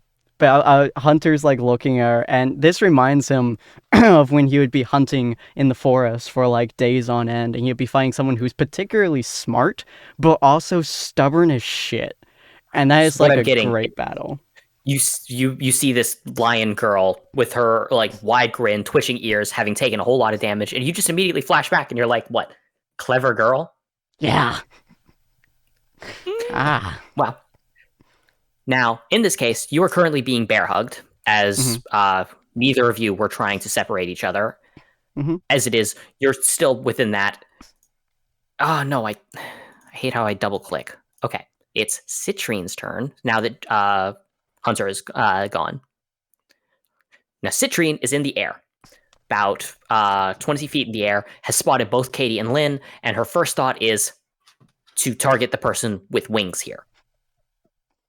Fucking Goose is sad I didn't die. Fuck the Goose. Now, let's see. Citrine's dex is 4. Citrine is currently aiming at an aerial target, which is her specialty. She'll re-roll her lowest dice. No successes on the base run, huh? No successes at all. Wow. 5 dice, no Oh. successes. Come on. I was gonna use my stuff. Holy shit. Miss. As far as I know, you're out of reaction based semblance uses. Oh, I was talking about like the things that I took, skill perks. Oh yeah. Oh, yeah, those. Okay. Yeah. Yeah. Unfortunately, the shot goes wide and ends up shooting between both you and Katie. Hi. With that, she seems to take a moment before her minor action is used, as she seems to narrow one eye before it shuts. Lynn, you're the only one able to see this for obvious reasons. She's going to roll Okay. What? Don't worry. I'm not telling you what that was right now because you don't know. Oh my It's God. Jackalop's turn. I have a very important question. Would that you're raising my interest. explosion have sounded something similar to what Jackalopes has experienced from his world? Dum. Yes, it is. It was a explosive device, semi-improvised, but improvised by like a professional. Let's not question why the goose is a professional with improvised explosives. Inside But of a yes, very contained spot that's disrupted Yeah. sand. It would be very similar to what you. And would Jackalope be able to hear that properly? yes. Oh no. As Are his you about to roll for war flashbacks? Oh, no. he is a veteran. He does have some form of PTSD. It just hasn't been triggered because dust doesn't sound like a normal explosion and it doesn't Yeah. accompany normal. He's fighting normal people Yeah. in an arena type setting, and an explosion that he is used to just went off. These are Yes. things he dealt with. So okay. So you tell me how you want to work with that idea. More or less his native fight or flight response, the one connected to his bloodlust. Oh no. Oh gosh. So is there like a roll that you want to make for self-control or anything like that? Yeah, but I don't know what thing that would be connected to. Okay, so in this case, basically on the idea that 1d6 is like basic human average to resist something, 4d6 is like amazing stuff. I would say that because you're caught off guard, because you haven't heard any of these sounds in a while, because again, like you said, dust does not sound like the kind of explosive that the goose just set off.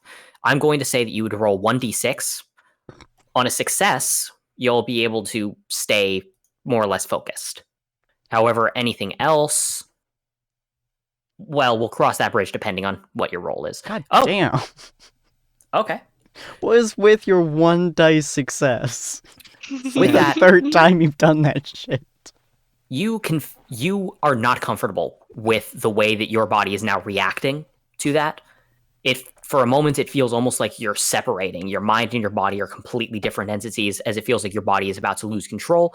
But you're able to grit your teeth, set your eyes on the enemy right in front of you, and maintain control. Your adrenal response is going through the roof. But since you did get a success on that, I'm going to say that you'll be able to, if you make a melee attack during this action, I will let you re-roll your lowest die Gotcha. because of how your body is just really feeling right now. So for them, if they notice this, you can have them roll. His eyes would dilate to pure black, like tiny pupils, before they would go back to normal. Like in an instant, it'd be pure black pupils, and that's it. That's the only type of eyeball he would have for a second. Was these Neela's- tiny pure and black pupils? Nyla's immediate reaction is to take a step back and say, "Shit!" Before they go Oddly back enough, to she normal. seems familiar to that. Oh no. Oh. As Oh, no. he's Backstory gonna has grab backstory. onto the wires, and he's wrapping his hands around them. Okie doke. Make an endurance check. These are not normal wires. They are incredibly thin and made of a strong metal. Ooh. Okay. I'm going to roll 1d3 for damage. You're not Alright. taking very much damage, but it is digging into the skin of the arm that is not a prosthetic. It stings, but honestly, not the worst in the world. As Jack just looks her in the eyes for a moment. Shouldn't have done that. Oh, shouldn't have did that. As he's just gonna swing her into no. Hal. God. He's going to pick her up via the strings and whiplash her into Hal. So you're going to re-roll that 3, and if you get another 5 or a 6 on that, it's a critical success. Oh. My Is it? gosh. Hey, Success. and we're my just gonna add God. one more 6 to that because his fighter, since he is kind of still dealing with this, he's in control of it, but he is in a fight or flight response, and his brain is choosing controlled fight. Okay, so you're consuming your stored success? Yep. All right. God. So actually, with 4 degrees of success, you are able to do this. Normally, doing this would shred your arms because of the amount of force going through them. This is not normal circumstances. This is a critical success. She leaves the ground as you end up lifting her sharply and throwing her violently. You just barely avoid ending up clipping into Citrine as she's in the air, as you basically hammer swing Nyla down right into Hal. Now, Jeez. I'm going to roll Hal's speed. Let me see. Okay, that is his good stat. Oh. Wow. Okay, with 1. So, I'm going to have you roll 2d6 for the damage that you deal to Nyla, and 1d6 for the damage that you deal to Hal. Oh. Oh. Hal is barely harmed by this. Nyla slams down hard as Hal immediately creates a bubble of gravity in order to try to reverse it. The only problem is, in his panic, he forgot a very important principle. That if you very sharply alter gravity, it's not that different from hitting something. So Nyla takes the full impact on her own before even touching into Hal, as she falls onto him and does little damage to him, but there is a guttural, sharp, wet sound from her as she basically slams into a wall that doesn't exist before hitting Hal. Yeah, and while after the end of that, Jackalope screams for his team to see how they're doing. Like, it's a commanding, I am your sergeant, roll call, we still alive type yell. So, like, sound off. Yeah, immediately. Sound as off. soon as he hears that crack, his brain's on his team now. I feel this. Okay. Hunter's gonna immediately scream out with detonation happened, I'm fine, they're alive, up top. Roger! Yeah. There's a loud shout from Saffron immediately. He says, he ain't gonna be fine for long. But, do you have a minor action that you'd like to take here? Because that was obviously your major action, but is there anything small that you'd like to do? Existence, by the way. Right. Yeah. I'm going to go ahead and move her. She's not looking so good.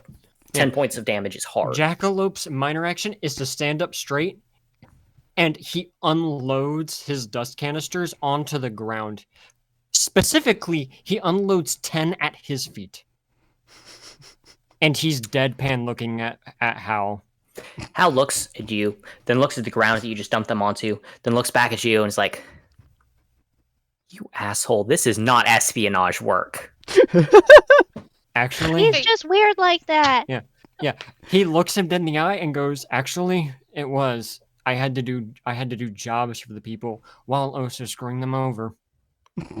You can't do espionage if you can't fight like a hunter at times, especially in this world. Well, with that, we're going to now move to Lynn. Lynn, now that it is your turn again, your 2 reactions for gravity wells have replenished. Okay. However, if you would like to keep Katie in the air, you will either need to use your minor action to do it or use your reaction to do it. It's fine. She can take half of gravity to stay up. Howl is the one that's controlling gravity? Yes, Hal is a gravitomancer just as you. When he got thrown at, he was fine. He didn't like lose concentration on the girl still in the air? No. He only took 1 point of damage, so he was able to maintain his focus on Citrine. If he had taken more than basically the minimum, then it would come into question. Okay. I want to get over here because I think you two can deal with this. I'm having a painful time, but I think I can do it. Okay, yeah. You'd be able to clear the distance and be able to basically get above them in 1 turn. Okay, I'm gonna do that then, and then get into the sun's view. Okay. For her, since she's shooting. Okay. And yeah, seems reasonable. So that's move action. They're both on the ground, but she's in the air. Hal is still standing since he was able to avoid pretty much the whole thing. Nyla is not. Nyla has been knocked prone for obvious reasons. Nyla might be having a brain bleed. Can I sense out weakness in this girl who's shooting at me in the air? Absolutely. Go ahead and roll sense. Oh. Nope. What you can tell is she's got an eye patch on one eye and the other eye is shut. Okay. That's weird. Junie.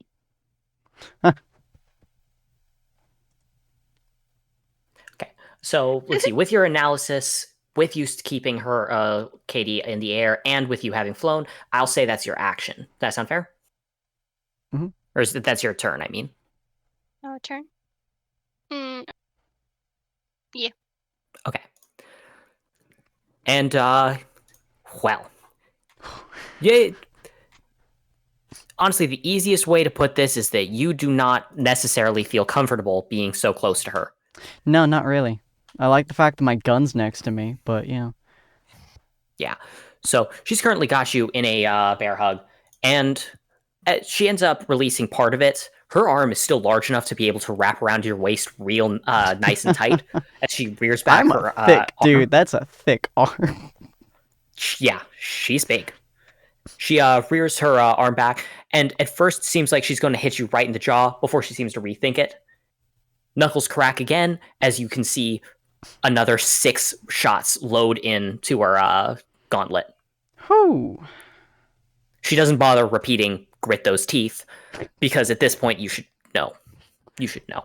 Yeah, that's exactly what I was planning on doing to it. Okay. With the additional loaded, I believe it was re-rolling a dice on top of her strength roll. Okay. Only one? All right. Yeah. Good and enough. on top of that, because her specialty in grappling, it doesn't even matter. The additional points she got was actually lower than anything else she got. 2 degrees of success. She does not crit you. Okay. Fortunately. However, as she slams it right into your side, there is a heavy impact and once again the sound of detonation. This time, fortunately, dust-based, so you don't need to worry about jackalope. However, it hits pretty hard. Give me nat ones. God That's not damn nat it. ones. You take a hit as hard as Nyla took. Ow. As the as she slams into the shots there, the empty cartridges shoot out of her gauntlet, and she grins.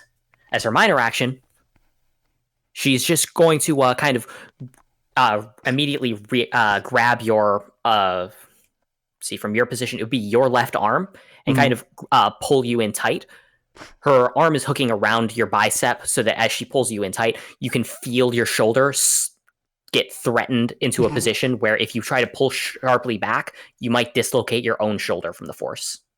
Okay, cool. So she is very much in the game of keeping you standing right here so that you two can wail on each other until you collapse. She's gonna be very surprised by what next. You know what? I might be too. If I'm surprised by it, then good. Good. And once again, my automatic double clicking. I hate it. I need to replace this mouse. But Nyla is the next one to go up as she spends her major action getting up. That's her whole major action. As her minor action, aside from scowling at Hal and being like, fucking seriously? She turns to Jackalope. Jackalope. She ends up kind of pulling her hand around. Let's see, from your position. At this point, I'll say that the dust cloud has disappeared. So now Katie and Hunter do have cleared. Well, Hunter, you'd have to turn your head away from Saffron to look, and that might not be the healthiest thing in this moment. But Katie, you can now see the other group. Meanwhile, Nyla, for her minor action, appears to just move her hand through the air sharply and take no other action. Oh gosh. Okay. So, Katie, she's floating in the air, and she can see the The insane hit floaty I one, just took. floating one. Citrine, the one who's in the air. No, yeah, Citrine. And no, she's figured she's contributed to Hunter's battle. So yeah, You're just gonna leave him fine. I mean, someone has to, right? he'll be fine. Sure. I mean, he does have the highest endurance of the entire group. I do have a pretty high fucking endurance, I'll be honest. I mean, if you're okay with her, maybe don't want her. I mean, I don't know how much help she can be. I mean, She'll she'll be be fine. shooting grenades. Actually, she is going to make a tiny bird grim. Okay. Yeah. So she sees the ones that she makes. At this point, she sees the ones that she makes as kind of like animated plushies. They're not quite as sentient, so she's fine with this. She's going to put one of her little grenades in its little tiny bird feet, and she's going to kind of have it swerve around Lynn I'm in into it. I'm Citrine. higher up. But yeah, I'm Oh, higher up than the train. Yeah. She. It's worth noting that Huh. Citrine is about 20 feet off of the ground, as opposed to Lynn, who's currently about 60 feet off the ground. All right. Okay. So, well, in that case, she's just going to like kind of throw it like a paper airplane with its wings are like spread and stuff. And it's like, first she's gonna give a little kiss on the forehead and tell it good luck. But yeah, Fly true, baby bird. yeah, it's a little grenade. Okie Yeah, doke. she's gonna throw that into Citrine. That's awesome. I'm going to have you roll Dex and re-roll your lowest dice, because in this case, instead of just throwing it, you're sending it on a guided little airplane to her. Oh, So That's 2 degrees of okay. success. If you I can, guess. if you roll a Get 5 or a you a 6 on this crit. d6, damn. no crit. It That's ends 2 up going degrees of towards. success. Yes, 2 degrees of success is pretty good, even without the crit. As it ends up flying through the air towards her, though, you note something odd. Let me go ahead and take a look at her speed dice for her dodge real quick, so I do the correct number of dice. Okay, so she has 3.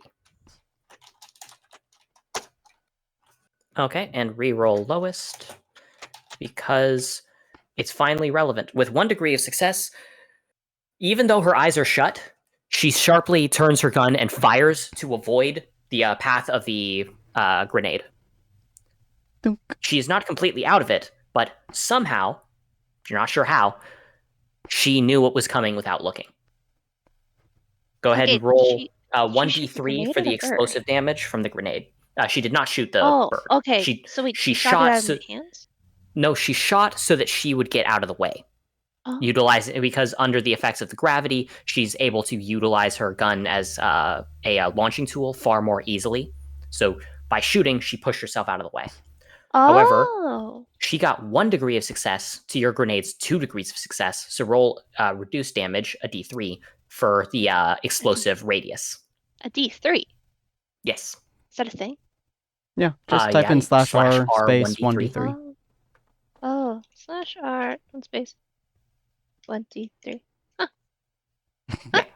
She doesn't take much damage from it, but it is clear it did kick her about a little bit. However, it does hint something in. And specifically, Lynn, roll me your sense, and because how close you are to her, you will hit on 4s. 2 degrees -1, so you still get a success. You're able to see something odd. There's some sort of signal that went into her eye patch. Looking closely now, after having failed the last few times, you can tell that eye patch is an electronic device. It is not to hide a gruesome injury or anything. It's a tool that she's using. And somehow, thanks to that, she was able to see the incoming attack without looking. Oh, hey, don't I have something that kind of does something? It was the bomb that goes off with the wonky electronic signals. The EMT? Yeah. Not the EMT, the Do you mean EMP? EMP. An EMT is a very Not different the thing. one that finds it. It's the grenade that was the remote controlled bomb. Oh, right, yeah. That says it might go off if there's some wonky stuff. Yeah. Mm-hmm. But next comes Hal, as he looks a bit concerned, specifically at Jackalope, probably because it's now occurred to him that Jackalope is the saffron of your team. He is not happy being so close, as he takes a moment to think about it. I'm assuming nodding. that the gas, the glare bomb that KT has done has disappeared, given that it's off the screen now. Does he see Yes. my position? Yes, and he doesn't care. All right, cool. Basically, he just assumes that you're being grappled by Saffron. You're a dead man. Now let's see. He would use Dex for semblance rolls, but because of his unique skill, he will gain Oh, right. He does not have good dex in the first place. Ugh. Okay. Yeah. So that's not great for him at all, is it? No. So ultimately, thanks to that, he's going to count as 0 successes since that was a bonus die, or specifically from the reroll. Mhm. But that's still 0. He attempts to use his semblance in order to lift him and Nyla up in order to try and get out of the melee distance of Jackalope. However, because his focus is split between Citrine and himself already, as he attempts to do so, Nyla doesn't go up with him. Oh no. It takes him a moment to realize just how terribly that's going to go down as he Oh, uses poor his minor baby. action in order to shoot his arm forward. Lynn, you're going to be interested in this. He's currently adjusting gravity on Citrine. He's currently adjusting gravity on himself. And you can see that he is now adjusting gravity on Jackalope, maintaining 3 focuses at once. Hint, hint. Totally ask him about it after the fight. Yeah. Hint, hint. Oh, nice. Right. So that's the upside to having similar abilities. Jackalope, if you try to move towards Nyla, you will have a bit of difficulty due to the gravity. But again, this is not your first rodeo, so... I also did drop 10 canisters at my feet. Yeah. Nyla currently looks... concerned isn't a strong enough word for it. She's looking pretty spooked. So, my gun's in the ground, but it's Yes. very loosely in the ground, because I just dropped it, right? Yes. What I want to do, and I want to know if it's possible after I've stated what I want to do, right? What I want him to do is I want him to be able to stretch his arm out, slam it into the hilt of his gun to force his gun basically between the both of us. Say, what was that you said? Push off the ground, use his wings, which will probably either rip his cloak off his back or tear through his cloak, to push him and Saffron up, wrap his legs around her while his hands on his guns thing point up at her. And as he suplexes her backwards, shoot her into the ground in the face. So I'm going to say that is a hard sell. That It's is a a lot hard of things sell. that you want to do at once, especially when you are in the middle of being grappled. Yeah. However, what I will say is this. It's not impossible. The first thing that we will determine is whether or not you can successfully pull off, like reaching over, putting your gun between the two of you, and kind of being able to do that. So Basically what we will do flipping is it an between the opposed... two of us and using her body to stop it between the two of us. Okay, so we're going to open with an opposed strength roll. Because you are grappled, she will get to re-roll 1 dice. Oh, good. This is going to As lose. a warning. Here we go. So go ahead and roll your strength. Oh, come on. Okay. She is going to roll her strength and then Oh, re-roll that's 1 not going dice. to work. Oh! It No. might. Oh. Oh. It did. Oh. It worked. So, It was you know, good. this session being cursed is working in your favor now. Holy So- shit. Let's go. The gun is able to, you are able to reach over, and despite the fact that she tries to pull you down, having mentioned the idea of trying to nearly dislocate your shoulder from there, it is incredibly uncomfortable. It is painful even, but you're still able to get it between the two of you. Now, in He's order been to- through dinosaur bites. This shit's nothing to him. The side You are hit able to was a fucking pain, but his arm, nah. Yeah, extending your weapon, not your weapon, your wings, Mhm. you would be able to take to the air in order to do that. I will say, firstly, you are going to roll dexterity to make it so that you can keep the gun between the two of you as you get into the air. Mhm. Otherwise, it might fall out. So go ahead and make it a normal dexterity, not opposed. Yeah. That is a success. You are able to keep the gun there. The What last was that thing you you need to said? do is you need to roll an endurance, because she is going to be using this opportunity to squeeze the ever-loving crap out of you. Now, You will roll endurance is this to a see if die it distracts. related to an aura-related endurance check because she's squeezing the fuck out of me, so my aura is pumping at like max capacity? So that one is meant to be more for like literally what the word endurance means, more about stamina. It is Mhm. not to resist damage, so it would Okay. not grant that bonus. Here we go. So Here we go. If you do not succeed the grit, Oh my god! Gosh. Oh shit! Oh my gosh. Grit your teeth, bitch! Oh my gosh. you know what? I am genuinely so baffled by this. The statistical likely... No, I'm not even going to get into the math about this. I'm just going to get straight into it. You are able to take the disguise. You end up surging upwards, and you go for that. She tries to wrench your arm right out of its socket to try to distract you, and there is a passing click as you feel it right about to leave. You do not care.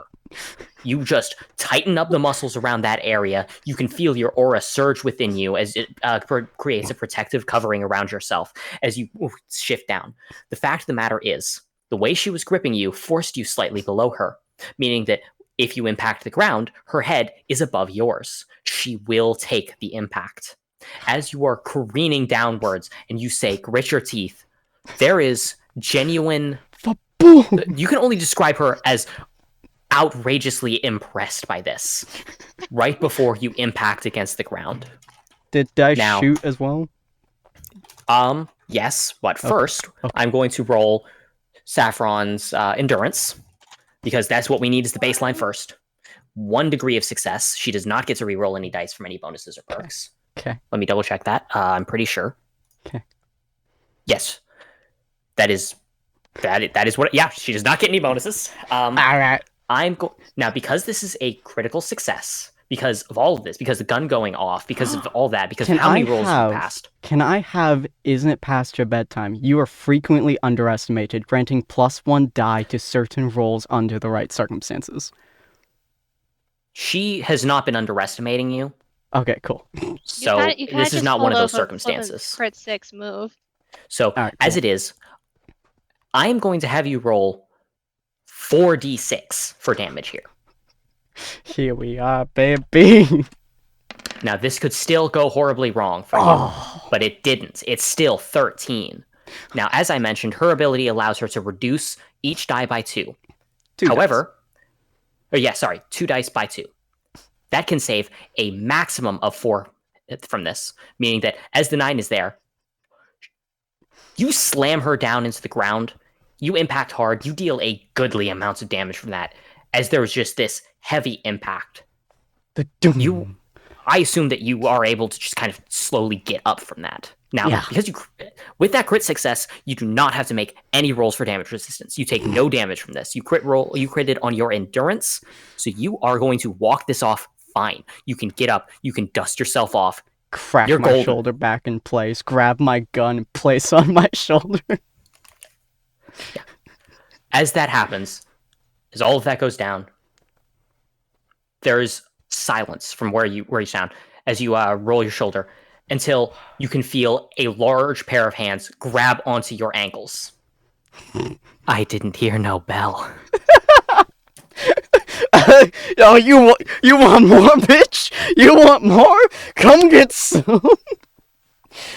Don't you fucking ring that bell! I will turn towards her, like half my body. I just don't turn towards her. I'm gonna point at her. I'm gonna say, "Don't you ring that fucking bell! Don't you ring it! Give me!"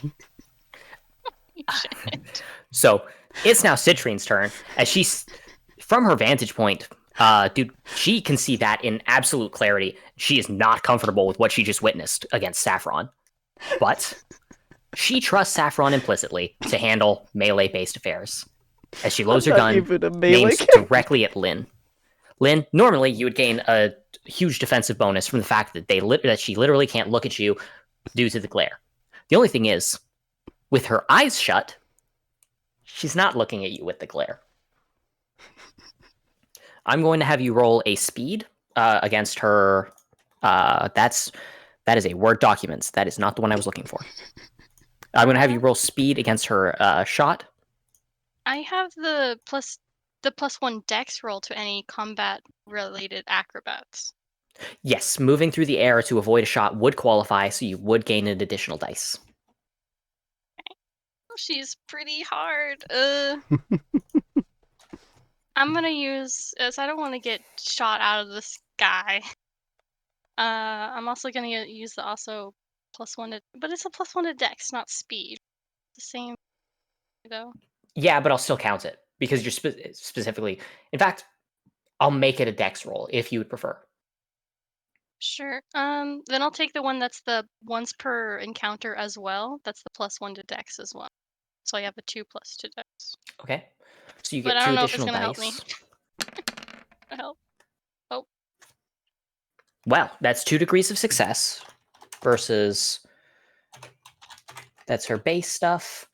Oh damn. Oh my god. Jesus. That's 3 degrees of success, and she re-rolls 1 dice, which will in this case be the 2. Ignored. Oh, it ignores. She doesn't get to. Yes, Damn. it's a specialty bonus due to unique skills, Damn. which obviously I'm testing out for the first time here. Each of the opponents has 2 unique skills meant to mirror how y'all got 1,000 choice points worth of unique skills. So in this case, she is just able to beat out the shot. So let's see. God damn. Let me double check what I wrote about her weapon just to make sure I understand correctly. Okay, good. As she fires the shot, as she pulls the trigger, 3 shots ring out. Out of the 3 shots, one of them misses because of how close it was. The other 2 end up impacting against wings on your left side. As they both impact, they actually don't hurt that much. Each shot, because of the specific round she's using, deal reduced damage. So from the impact, she is going to deal 1d3 and deal almost no damage.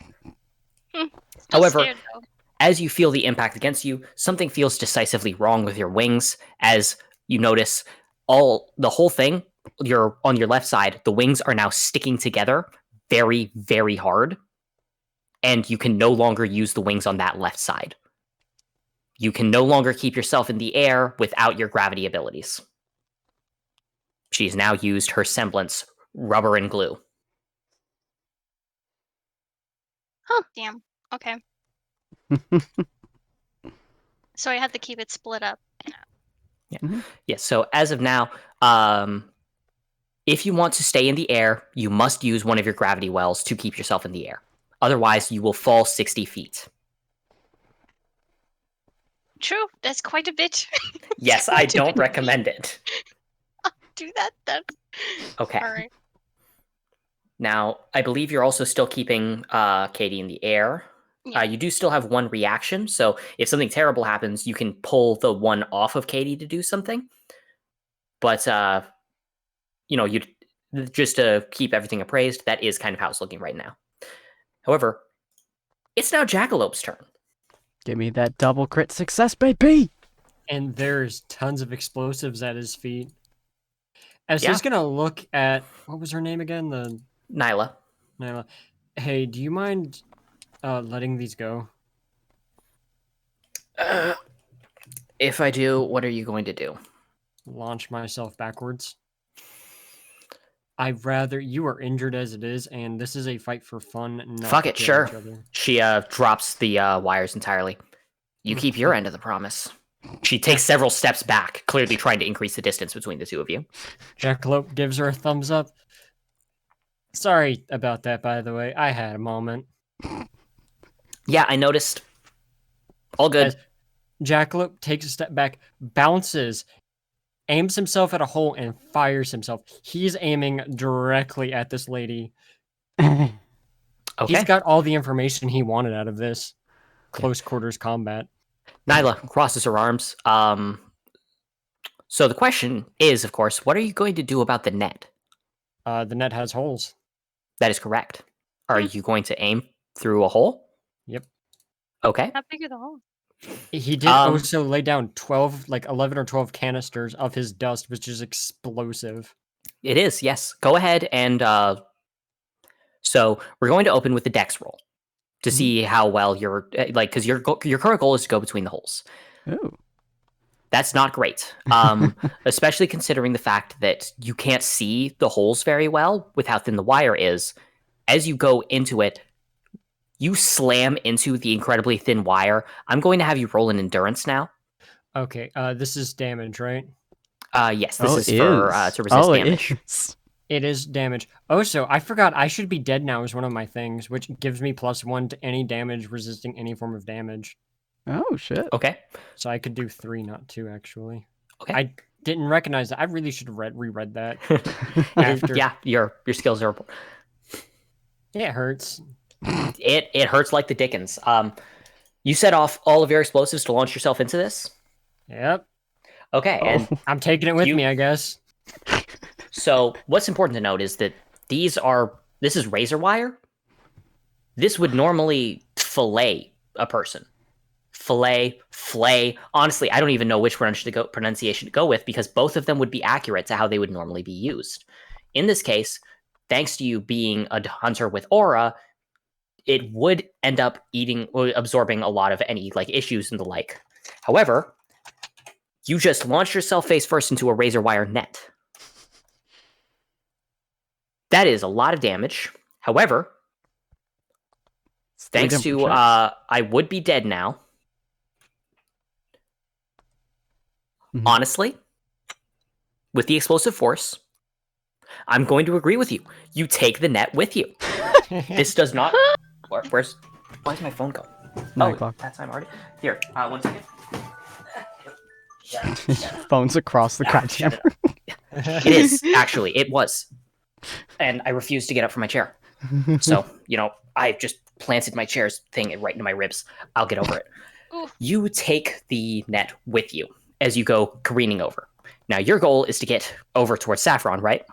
Yeah. Okay. Now, because of the height difference, you do not risk running into Katie, because as we mentioned, she's in the air. Oh. So, instead, you're able to send yourself flying over there. Now, that is basically your major action. If I drop myself with gravity, I know it's 6. How fast 60. can I help him go faster with gravity? You could, if you wanted, yes. Are you gonna smash into a her? 60-foot drop. As a heads up, a 60-foot drop is like jumping off the 6th floor of a building. Well, how fast do you drop?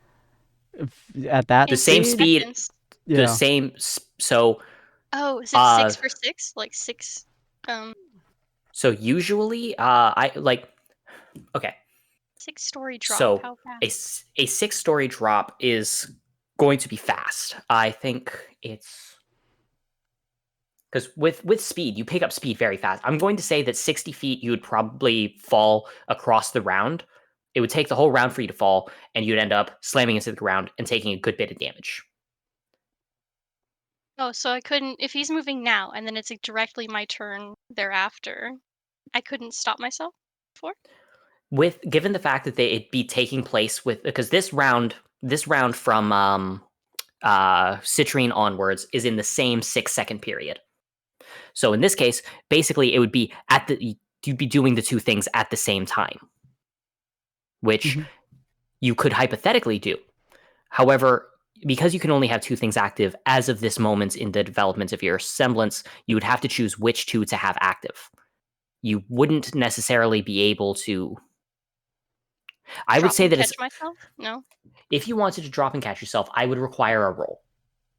I'd probably say that you would roll 2d6 to be able to catch yourself that quickly. Would you be okay with that? I don't know, actually. I'm not so sure anymore. I'm a glass cannon. I'm gonna just let Jack have his moment. Okay. Well, then in that case, Jack, I would like you to roll a dex. This is basically your minor action where you're going to, land on your fun. That's fun. Can she just catch Jackalope in her other arm?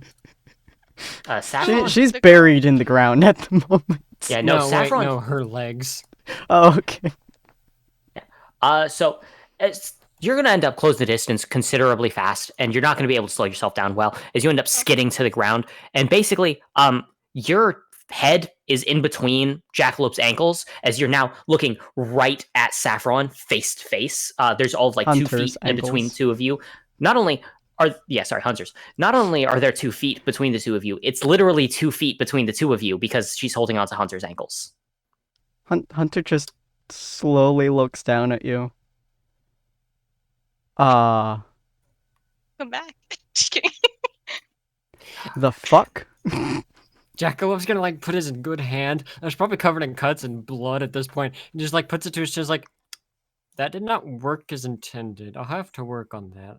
Yeah. The dismount Having wasn't taken- bad, but the aim was off. Having taken 11 damage, you're pretty screwed up right now. How many Honestly- charges did that give me, though? That is a good question.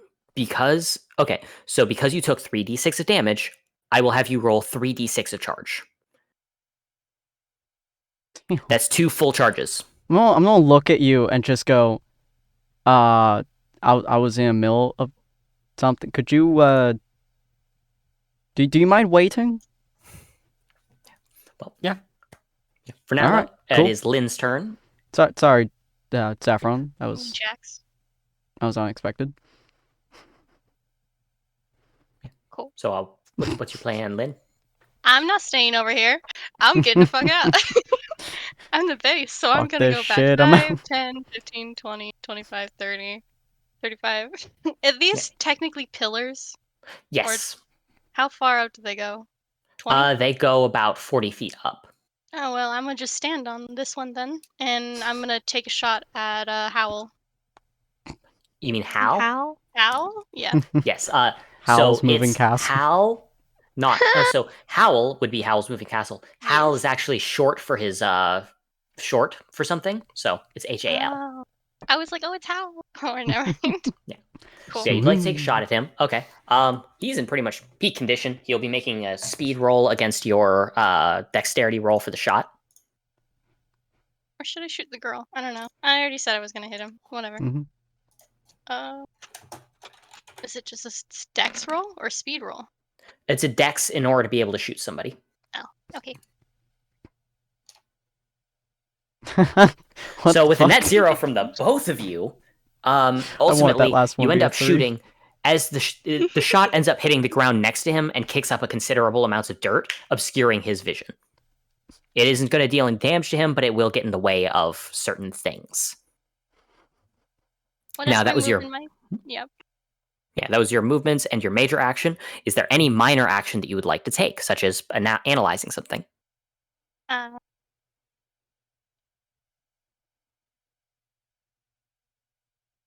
gonna analyze this girl again and just kind of keep my focus on her Okay, since I'm here. roll a sense to see if there's anything else that you can pick up on. Damn. Oh, look. 2 degrees of success. That's pretty good. You are able to tell that, for the most part, she seems worried about her team. You can see that there's small muscle movements inside of her left eye, which is the one that has the eye patch, as it's clear that she's looking around using it. However, her right eye, the non-eye patched one, is still firmly shut. From the seams of things, it's that she's only generally using one eye at a time, and right now she's using the eye with the eye patch. That's cool. Okay. Now it's going to be Saffron's turn. As Jackalope slides up and Huntress looks at, he's just gonna look back at sorry, what's her name? Saffron? Saffron. Thank you. My brain's short. He's just gonna look at Saffron and be like, "Sorry about that. Continue." I was saying, I don't hear no bell. Don't you So, ring that fucking bell. So, you are currently in a grapple. And what Mhm. she is going to do is she is going to more or less pull her arms as far apart as she can sharply. This would result in forcing you in an impromptu full body split. Can I roll endurance and just keep him shut? It would be strength to keep them shut. It would be endurance to try to mitigate any damage that comes in. You know what? I'll roll endurance. Well, we'll Okay. endure this shit. She re-rolls her lowest one because it's a grapple, but Oh, holy fuck shit, you. her rolls are so bad. Okay, so it's 2 degrees of success versus Oh, sorry, God. 2 degrees of failure versus 1 degree of success. So, you are not proud of the sound that you make when you go into a full-on impromptu split. There is a sound. Additionally, the fact, just as a heads up, Jackalope, you were pretty much right between his feet and originally, so you are now uncomfortably close to Hunter right now, especially with the way he landed. However, immediately afterwards, there's a you can sense that you're in danger as There's as you once again hear the sound of loading cartridges from behind you. Oh no. So now for her. I didn't know we Major were in the attack. Navy, Hunter. It's a little close for my comfort. I was in the Army, not Navy, dude. We're about to feel some shit. Oh, okay. So her lowest was The re-rolled to a same degree of goddamn success. roll. Yeah, honestly. No, literally. Oh my god. A 1, a 2, a 3, and a 2, where the 1 was re-rolled and replaced with a 5. That's the exact same numbers. Wow. Wow. So, Fuck this shit. roll endurance. Alright, will do. Sorry, Jackalope. It's all good. Alright, that's Alright. Oh, you're doing real good. Jackalope, roll endurance. Can I use my flexibility? No, because you're currently laying on your stomach, trying to use your flex. Like it. You know Fair what? enough. Instead of saying no, I'm going to ask, how do you think you would use your flexibility to do that? Hunter's still above me. She just made him do the splits. Yes. So my reaction would be to bend my upper body very far back, like I'm doing limbo. Oh, Okay. God. Roll endurance. Oh. That's a good idea. I'm just still going to have a roll endurance for reasons that I'll explain after I see the Fair roll. enough. And is this for damage possible endurance? Yes, it is. It is for Okay, damage. so then I roll at 3, then not 2. Oh. Jackalope's not having a good day. As you roll your back full on cobra, yoga cobra style in order to go upwards, the impact against Hunter's back causes him to pitch violently forward. Originally, his head was going to slam right into your spine, but as you're raising your body up, instead, you slam forehead to forehead full force. With Oh the my gosh. there is a resounding sound that comes from it. Hunter, you rolled 2 degrees of success there. So I would remove basically 2 dice worth of damage. Okay. It was going to deal 2 dice worth of damage. So you take no damage. Sweet. Jackalope, you would normally take 1d6 of damage. I think I'm going to up that to 1d8 because of the 2 degrees of failure, but I'm not going to roll 2d6. So instead, you'll take 4 points of damage. You're not feeling great. You're not exactly on your last legs, but you have taken almost 20 points of damage. Jeez. Your head That would must be the equivalent pounded. of what you did to Nyla twice. Jeez. You are not going to stay standing for much longer. And does this give me the opportunity to absorb a little more damage? Yes, it does. Go ahead and roll it. I rolled 1d8 of damage for. We're going to say that's equivalent to a d6 worth of roll, and then I'll just add an extra 1 point of charge on top of whatever you roll. So you gain 3 points towards your next charge. You now have 2 charges and 3 points. Okay. Jesus Christ, Jackalope. Now that was her. So in that case, that was her major action and her minor action. Her movement, she's just gonna get onto her feet. Unlike Nyla, who was crit success into the ground, it does not take a full action for her to just pick herself up. However, that is the I end did of her crit turn. success her into the ground. You're right. She stays on the ground. Thank you for the reminder. I So was yeah, about to say. yeah. Thanks for keeping me honest. In the meantime, yeah, she can't get up. Her full her movement is basically forfeited as a result of that. Instead, we cut to Nyla, who so firstly, I'm going to need to get rid of this web because it's not there anymore. Somewhere Nyla around is- Jackalope. Nyla is going to run. Now, let's see. Normally, that would be... Let me check her speed. Oh, Nyla's speedy. Okay. So, she loudly shouts, up. Hal immediately raises his arm up as she then proceeds to sprint and do a full-on leap into the air. With gravity changing around her, she is able to make her normal 50-foot running speed on top of the leap upwards in order to close the distance, as she's now not quite within melee distance of Lynn, but a weapon of choice isn't melee only in the first place. Instead, it's a weapon with a fair bit of melee reach. Similar, I guess, to whip rules inside of D&D.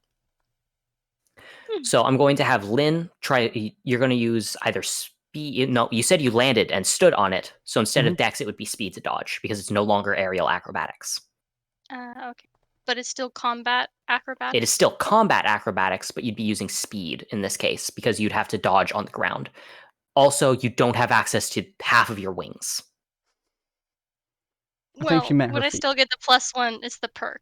It's the combat acrobatic.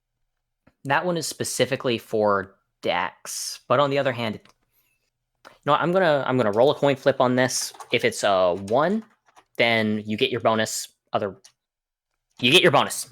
Go ahead and roll with the additional dice. Anything else? Dice are in a weird mood today. Yeah. Okay. You get 1 degree of success versus her attack action, which will be her dex. Nyla has... Okay. She does not get to reroll her lowest dice because she does not have an active bonus. I think. Let me double check that. Yes, she does not have an active bonus because her active bonus is when she's already restraining someone. Now, in this case, with the 1 degree of success to 1 degree of success... If I know it's meets it, beats it, but for us, so if we defend, do we beat it? So in this case, several of the wires are going to get onto you. However, because she was unable to beat your roll, she is not able to deal any damage with them. You have a few wires that land on your arm, but you take no damage. They are not constricting as of this time. Since your turn will come before hers, on your turn, I would suggest finding a way to get them off. Okay. It is now Katie's turn. Okay. So I'm going to turn slightly so that the citrine stuffs can't really see me, and then I'm going to make another birdie with another little grenade thing. I'm gonna want to kind of throw that upwards. It's not gonna dive bomb towards anyone. It's gonna sit up there for a while, kind of like a bomb that I can drop on command. Okay, so you'll be using your minor action to create a bird with a grenade, and you'll save it so that as a reaction in the future, in response to something, you can send your bird flying. Exactly. Okay, and then I'm gonna shout for Lenene to it's okay, drop me, please. Okay, I drop her. Okie Yeah. doke. Katie, you have landing strategy, correct? Yes. You land perfectly fine. Yay! Okay. And I can do more. Can I do more stuff? An action. Yes, you still have your major action. Cool. And you okay. still have your movement if you wanted to run away or run towards Saffron and Run decide to give her a hug. Oops, I don't know. Wrong button. Wrong button. Oops. Wrong button. Click. Yay! Thank you. Okay. So, and then I'm gonna go over here because I dropped Senor Nyarlathotep. Yeah. That is correct. Senor Arlethotep would be right in this square because that is where the starting point of the explosion was. Yeah. Can I pick it up as I'm healing towards the people's? Yes. What's your speed rating again? What is my speed rating? 2 ticks. So. Okay, so you can move up to 40 feet in a turn. Yay! That's exactly where I wanted to go, actually. Yeah. So. By the way, the one that I've been doing for calculating the enemy's movement speed has been 30 plus 5 feet for every rank of speed they have. Oh, sweet. So I go over there and I pick up Senor Nyarlathotep. And it's like, hi, how you doing? Hal sighs and is like, the wild card. Hi. Okay. So who are you shooting? I'm gonna shoot Hal because he's on the ground. Okay. Go ahead and roll your dex. Okay. Okay, now his response just is not speed. getting hit. God damn. Hey, he could roll multiple negatives on this one. You know what? Never mind. He didn't. That could have been He true. didn't though. Yeah. At that, as you raise your gun to fire, he immediately seems to pull himself sharply to the side with his gravity as he does a roll. And after a moment, he seems to So he goes full on 90 degrees so that he would his feet are on the left side relative to your view. But then you notice he lands on the air, almost with a same kind of solid thunk, as if he landed on a solid wall.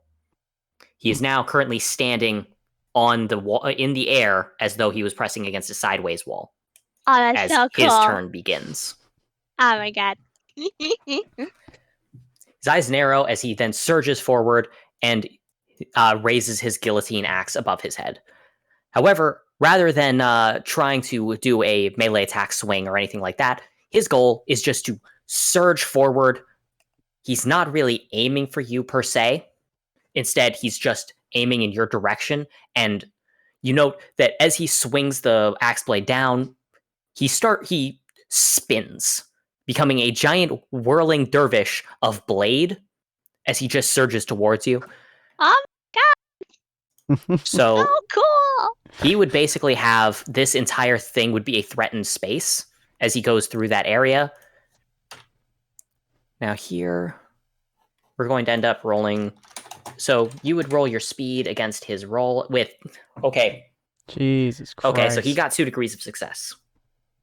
Oh no, Yeah, no. Katie. Okay. What is with these rolls? Oh. And Porphyrius's, that's not the name I gave you guys.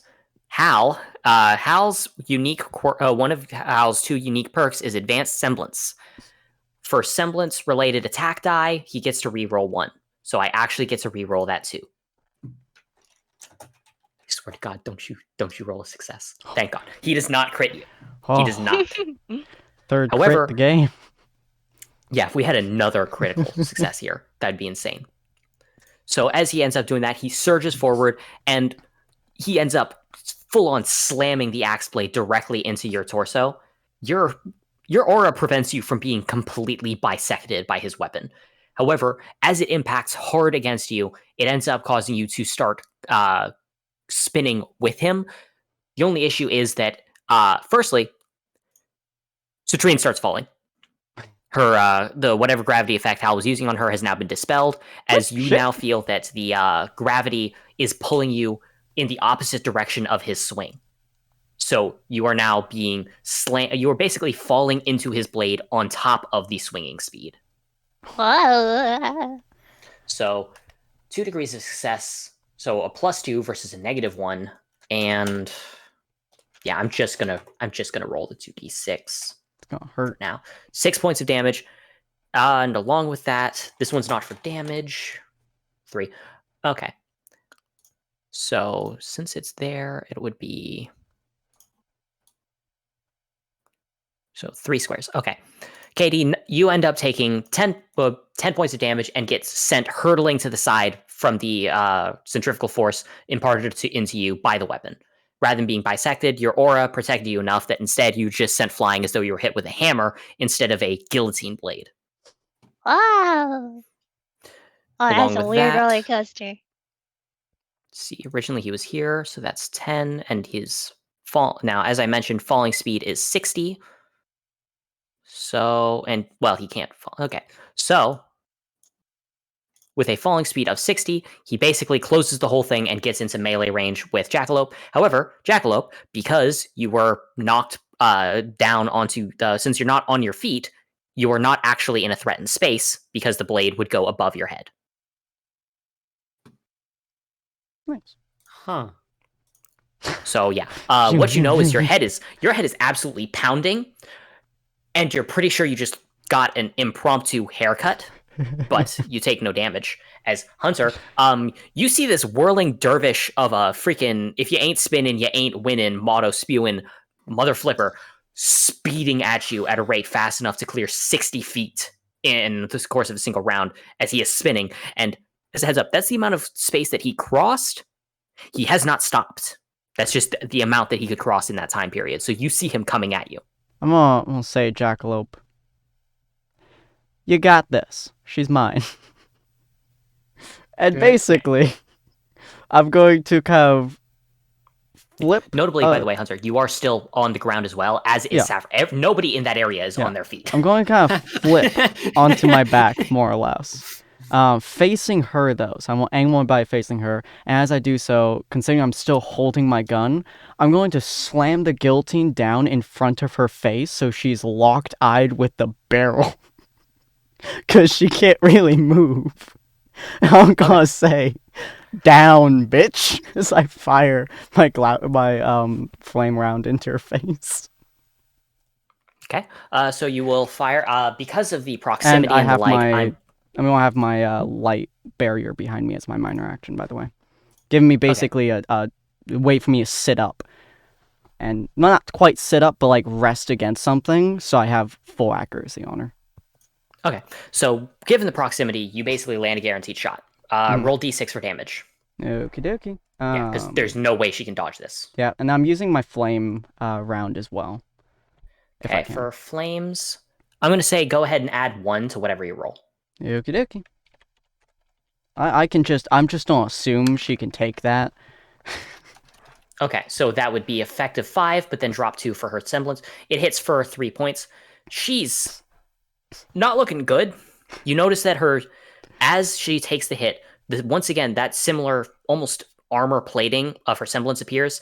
It is not as bright or as strong as it was at the start of the fight. It is, you can, even at its strongest point, you can still see her face through it. Well, we're so even right now in terms of health, and we're both looking fucked up. Yeah, neither of you are okay about this. You are so goddamn injured. I have shot her twice now in the face. That was your major. Yeah, that was your major action. Mm-hmm. You do have your minor action and your movement left. I don't recommend getting up. Oh, you're right. Your minor action was creating the thing so that you could lean against it. So you do still have your movements if you'd like to. Yeah. So essentially, I'm just going to like take my legs and pull them towards me so she can't reach. Oh, she has a much more difficult time reaching, especially with the gun in her face, kind of a thing. But it's just so she doesn't grab my legs and slice me through my own guillotine. So, as it is, based on timing, Hal is basically going to pass over you. Yeah. That's basically what's going to happen during this round. Do we want it here, considering it's 9:30? That's a good thing. I'm going to forget what I'm about to do here if I don't, though, and it is... We'll stop on Jackalope. In this case, yeah. So what Citrine does is she hefts her weapon, lands on the ground, and basically throws herself off to the side, skidding against it in order to be able to take a shot. And she fires at Hal. Oh. So she gets that and re-roll the lowest, which doesn't matter. Still a 0. In this case, it's 0, but Hal is not capable of dodging. So here's a question, an important question, and it is being posed to you specifically, Hunter. Do you know what she's doing?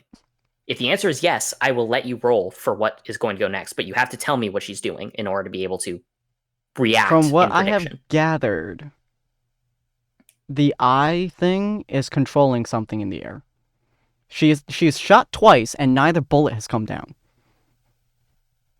So I'm assuming she's sending a bullet towards Hal to hit me. Okay, that is correct. Please roll speed to dodge. Otherwise, it would have been a guaranteed hit. But you did predict exactly what's going to happen. So you can dodge this. Nice guess. Despite as it is. Oh, fuck normally you would... A 0. But a 0 hits a 0, so... It's taunting me. So let's see. It's taunting me. But if it's a 0 and a 0, does nothing happen? It's a good question. It's a good question. I'm going to go ahead and make another roll based off of her unique skill, Smart Sight. She had nat 1. God damn it. So functionally, once again, you are correct, by the way. She did fire something into the air. It did not come down. It is connected to her eye patch. Those were all correct guesses. It is granting her bonuses to her shots when she takes a shot. Mm. In this instance, what she is doing is she shot, and when she shot, she hit Hal and activated her semblance, rubber and glue. You've seen what it does with the rubber, Oh, with the glue, with no. sticking. With rubber, however, it means that her bullets bounce. When they impact against Hal, instead of impacting against him, all of the force behind them is redirected, so it bounces off, and all 3 shots will land and hit you. However, because they're designed to be a way that they're able to bounce instead of completely destroying themselves on impact, her full 3-shot cluster only does normal damage of 1d6. However, I'm going to tell you now, Get one. if you get a 5 or a 6 in this shot, you're basically out of the fight. Damn. Similarly, one. Saffron is at the end of hers, just like you are. Saffron is so... Yeah, 3. 3, fuck you. You have almost no health left, and you are hit in the head repeatedly with rubber bullets that slam into you full force on the top of your own skull. Dun, dun, dun, dun. Your vision is swimming, and your aura shield, even with overflowing aura, is about to break. You cannot take another hit unless it's the most piddly-ass hit you have ever experienced in your life. She comes up Now- next. I want her to fail so hard trying to hit me. Now, as her minor action, at the end, her last movement, because she already moved and used her major action, she's going to roll over onto her back and fire one more shot into the air. A shot that is only going to be relevant next time on Jumpchain Terminal Season. Good lord. Alright, ladies and gentlemen, if you'd like to see what happens next, whether or not Hunters don't got a commission, or if he's just gonna take a sweet smackaloo at Saffron, or if Jackalope is gonna do some weird-ass Jackalope bullshit and beat this spinning blade of death, or if Katie's going to actually stand up again after being flung into a wall with the force of an elephant, and if Actually, Lynn she didn't is hit a going... wall. She just hit the ground. Oh. Hit the ground with the force of a gopher, or if Lynn is going to be able to defend herself against a melee fighter as a ranged creature. If you guys like to see that, come by next week at 7 p.m. PST on Mondays, where we do this weekly. If you guys want to see us just having some fun and doing some other random crap, join us tomorrow at 7 p.m. PST for some Monster Hunter World with me, Wally, my friend Dan, and possibly Pocket. If you guys want to see more D&D, come by either Wednesday at 4:30 or Friday at 7 p.m. PST, or just go ahead and check out our socials, and there's our schedule right there. All right, have a good night, ladies and gentlemen. Bye. Auf Wiedersehen. Bye. See ya. Arrivederci.